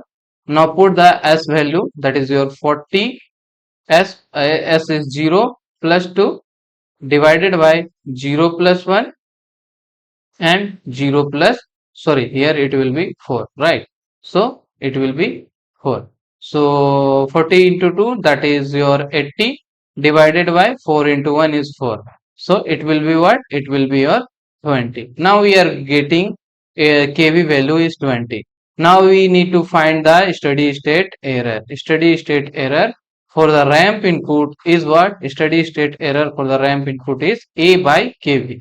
A by kV, and magnitude A is what? Magnitude is how much? Magnitude is 5 only. So 5 by kV we got 20. So 20, that is equal to 1 by 4, and 1 by 4 is nothing but 0.25 is your answer. Correct? So 0.25 is your answer. Option A is your right answer. Like that you need to solve if you will get this kind of question. Okay, now the controller which is highly sensitive to noise is what? So among the whatever controller I have discussed before, so from that PD is there, that is your proportional derivative controller. That one is only highly sensitive to the noise. Okay, so option B is your right answer. The transfer function, the transfer function of a control system is said to be all pass system if it has all pass system. So for all pass system we have to check the transfer function. So generally all pass system means what? All pass filter, you can say all pass filter system. So for generally we have four things, like for all pass system, for all pass system, this zero and pole patterns, you can say zero and poles pattern. If you see zero and pole patterns for all pass filter, then it will be zero and poles like this. Okay, it will be symmetric. Poles here and zero will be here. It will be symmetric for all pass filter. Now if you see for low pass filter, low pass filter or low pass system, you can say for low pass filter, if you see the pattern for 0 and pole, so it will be 0 here and pole will be here. This is for low pass filter. Now for high pass filter, for high pass filter the pattern will be like this. The pattern will be first that 0 will come, after that pole will come. This is the high pass filter. Now for band pass filter. Now for band pass filter, first pole will come, then 0, then again 0, then pole will come. This is what? Band pass filter or band pass system. So for all pass filter, this will be symmetric. So here you can say in the option B, unit magnitude of all frequency with symmetric pole 0 pattern. It will be symmetric pole 0 pattern for all pass filter. Okay, this is your answer. The largest error between the largest error between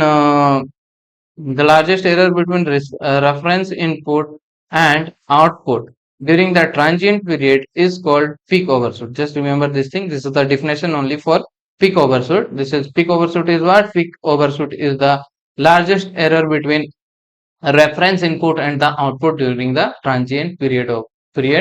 Okay, that is your called peak overshoot. Now 13 question. 13 what?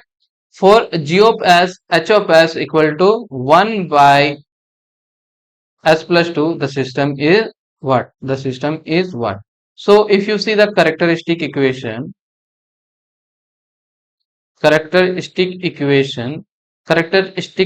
how we are writing? 1 plus g of s and h of s. Okay, that will be equal to 0. So here this will be 1, and we have this value g of s and h of s, that is what? 1 by s plus 2 equal to 0. Now just solve this one.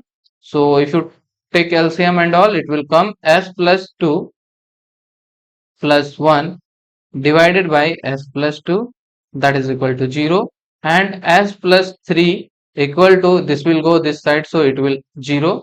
Now s equal to what? Minus 3. Okay, so now you can check here for s plane.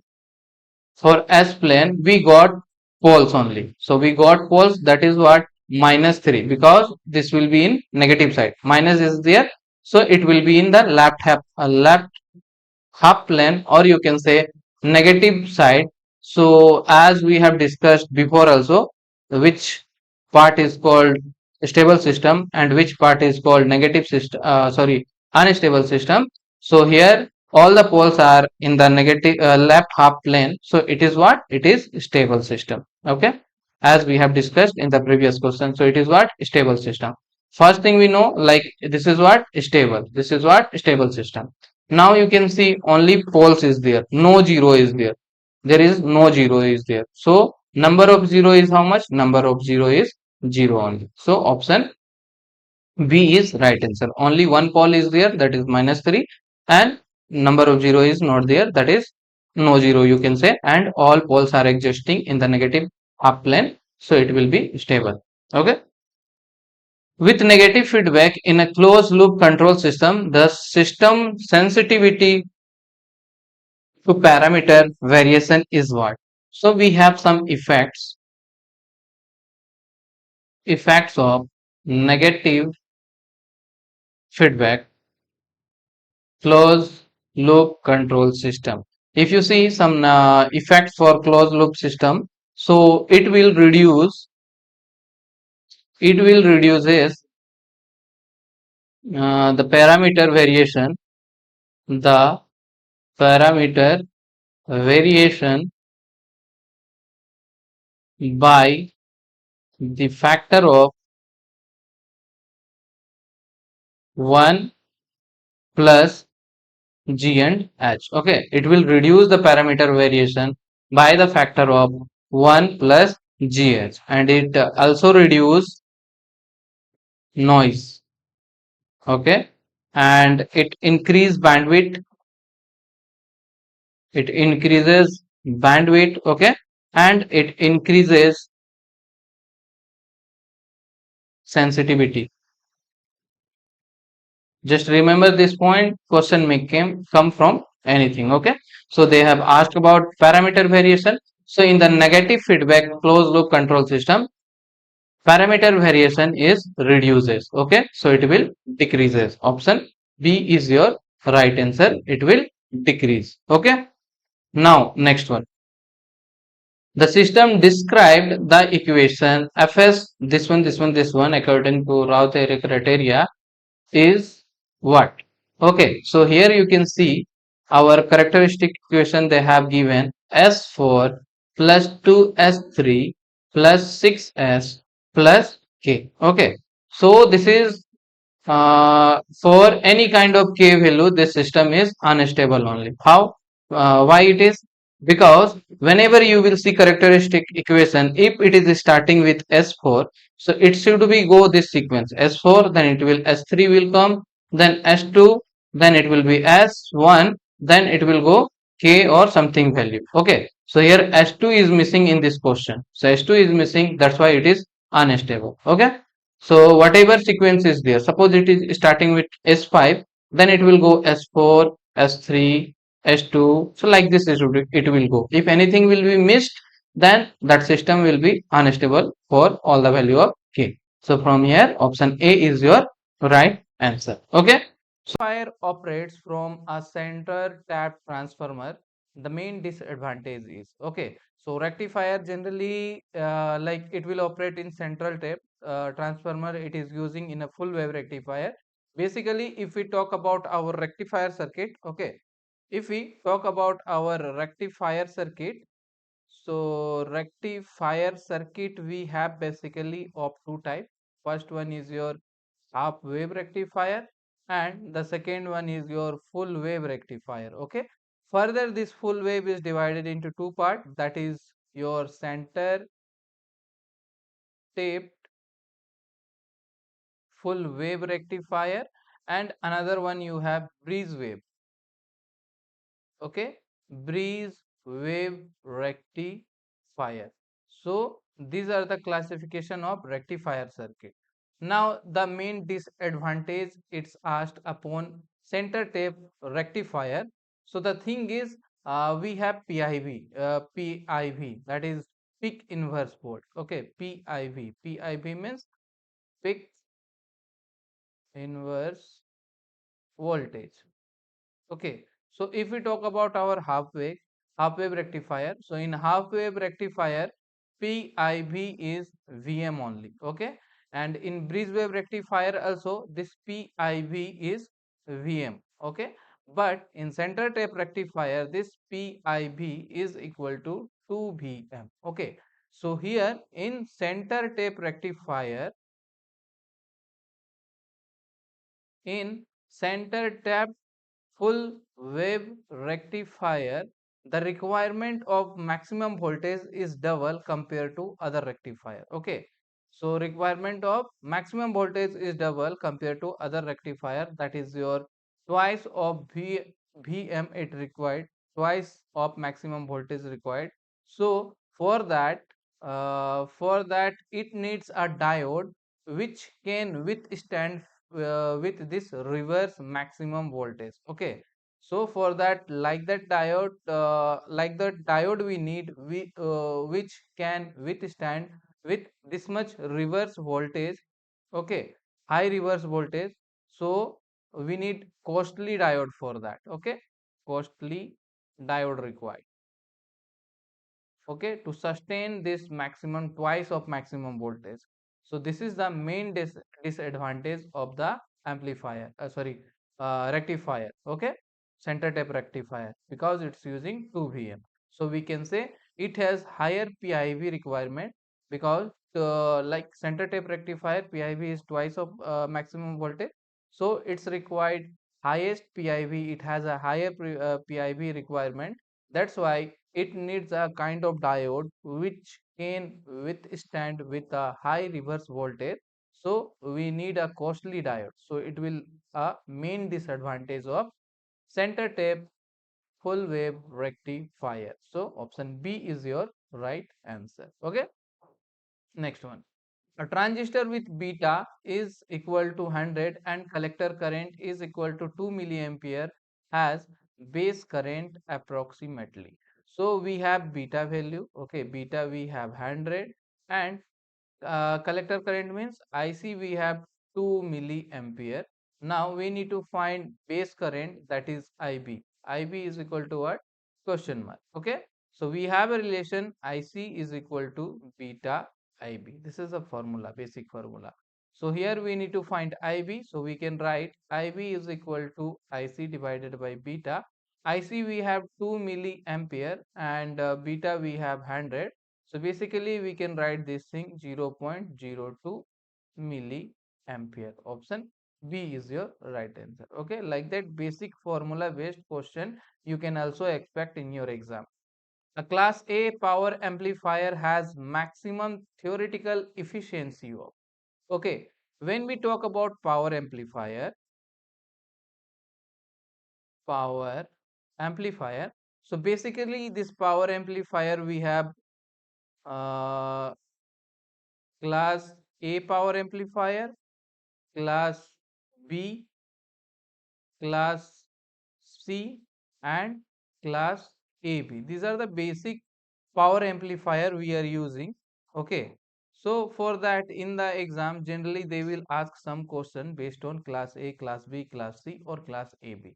Like here they have asked about efficiency. Okay, efficiency. So based on efficiency, sometime they will ask question. So for class A efficiency generally it will be 50%. Okay.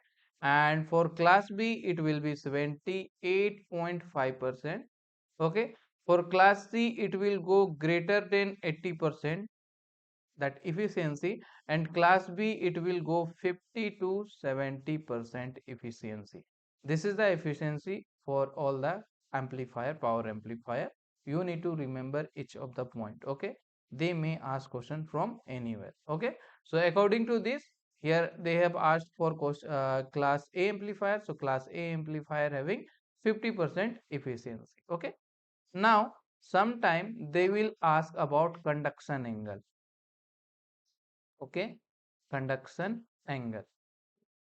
Okay, they will ask like what is the conduction angle of class B amplifier, like that question will also they are going to ask. So just remember, for class A it is 360 degree, okay, for class B it is 180 degree, all right, and for class C it will less than 180 degree, okay, this conduction angle.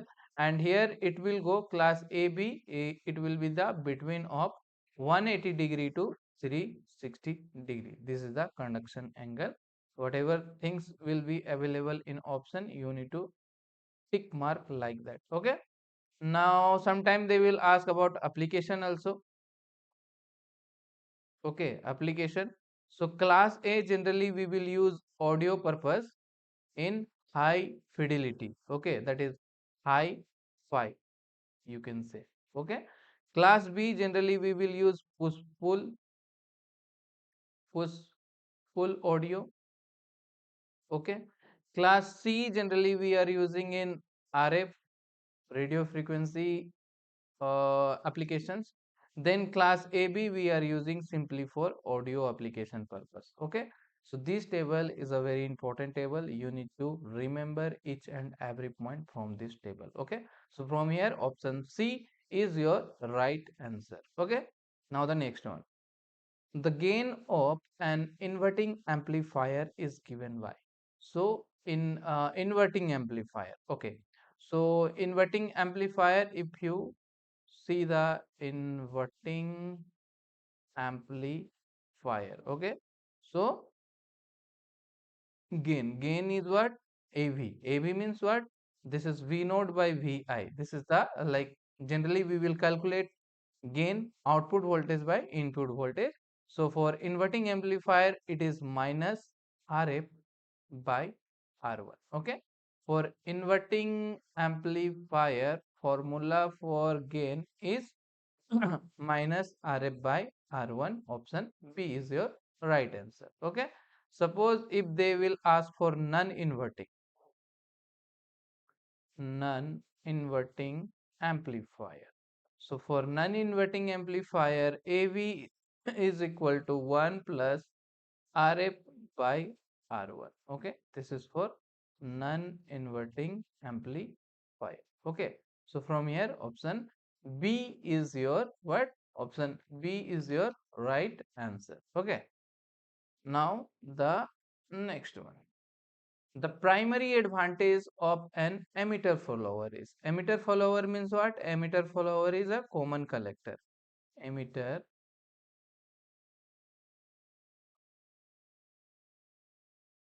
follower is nothing but common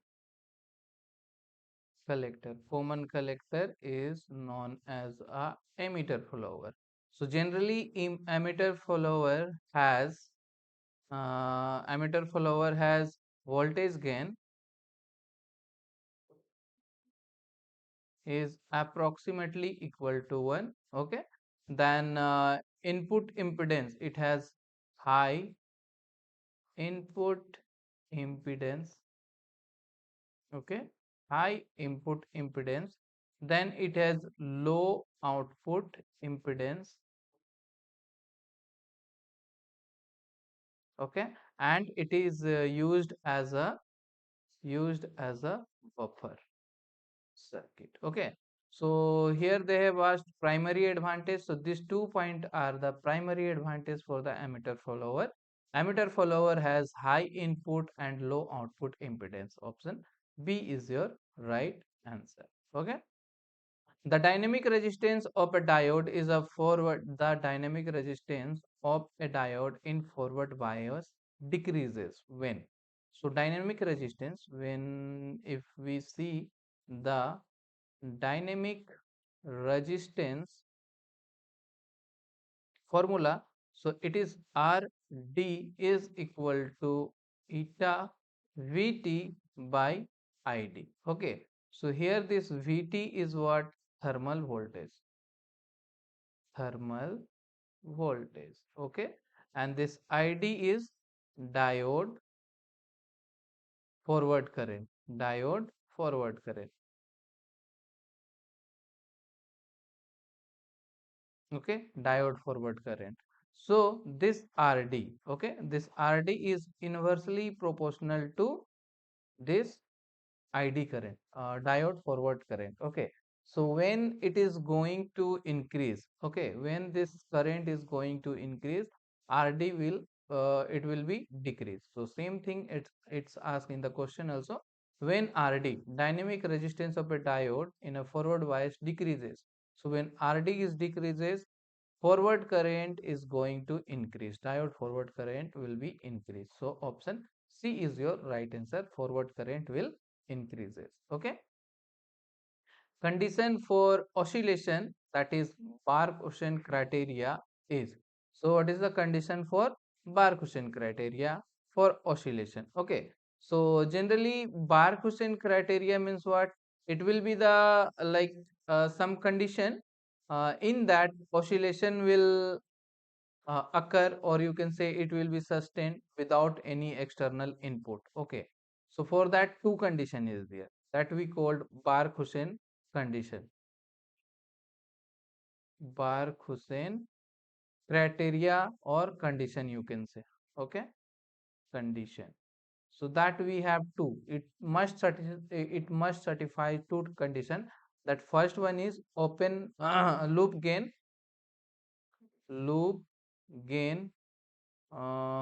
magnitude. Okay, loop gain magnitude, that will be a beta, it should be greater than equal to 1. Okay, this magnitude loop gain should be greater than and equal to 1. And the second one is phase shift. Okay, phase shift. All right, so this phase shift means angle you can say. So the phase shift, it should be either 0 degree or 360 degree. Okay, either it will be 0 degree or it will be 360 degree. So these two conditions should be follow, that we will call Bar-Coushain criteria for the oscillation. Okay, so from here you can say option C is your right answer. Here this AB is there, A and beta. This A we called amplifier gain, and this beta we called feedback factor.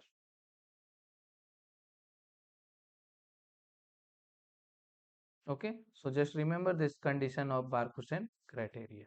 All right. For an op-amp, the gain bandwidth product is equal to, so gain bandwidth product, that is your GBP, that will be equal to, always it will be equal to 1, that we called unity gain frequency. Okay, unity gain frequency, we will call this one as a unity gain frequency. Okay, option B is your right answer. Sometime they will ask for single pore, so you just remember, for single pole amplifier, this gain bandwidth product is equal to it always constant. Okay, is always constant. Okay, so from here option B is your right answer. Okay, a MOSFET has high input impedance. Okay, a MOSFET has a high input impedance because of what? So generally MOSFET is have the high input impedance because in the gate it insulated by the SiO2 layer, that is option B. Okay, how why it is high input impedance? Because in the gate it uses insulation insulated by SiO2 layer, so that there is no DC current flow, so that no DC current flow. In that case, input high means impedance will go high, input impedance will go high. High means it will go in mega ohm. Okay, it will go in mega ohm or giga ohm. All right, mega ohm or giga ohm. Just remember, because in a MOSFET gate is insulated by SiO2 layer, that's why there is no DC current flow. That's why this high it has a high input impedance in the mega ohm or the giga ohm. Okay, which parameter most affects the slew rate of an op-amp? Okay, so when we talk about op-amp, so some properties are there for ideal op-amp that generally they will ask in the exam. So if we talk about properties of ideal op-amp, that we have, first one is input impedance. Okay, input impedance is always infinite in the ideal op-amp. Input impedance is infinite and output impedance is 0. Okay, then gain, that open loop gain is infinite, and offset value, offset voltage input offset voltage is 0. Apart from that, bandwidth, if we talk about bandwidth, bandwidth is also infinite. CMRR, that is common mode rejection ratio, is also infinite. Then we have slew rate is also infinite. Okay, just remember these topic, I mean these points. Sometime they will ask question related to this also. Now if you talk about our slew rate, okay, so slew rate is generally IC by CC. Okay, IC by CC. So this is what, this is your current, and CC is your compensate capacitor, compensation capacitor. Okay, compensation capacitor. So for larger compensation capacitor, lower slew rate required, because it is inversely proportional to CC, compensation capacitor. So if compensation capacitor is larger, then our slew rate will be lower. So basically we can say which parameter most affect the slew rate of a op-amp. So compensator capacitor, due to compensator capacitor, it will high or low depend upon the compensator. So compensator capacitor will affect the slew rate of a op-amp amplifier. Okay, so like that question you need to practice from this 500 important technical question which I have provided in the app, apart from this ebook guide. Okay, and same you need to give the mock test. In the mock test also I gave like that question, you need to practice that question. All are the important question only.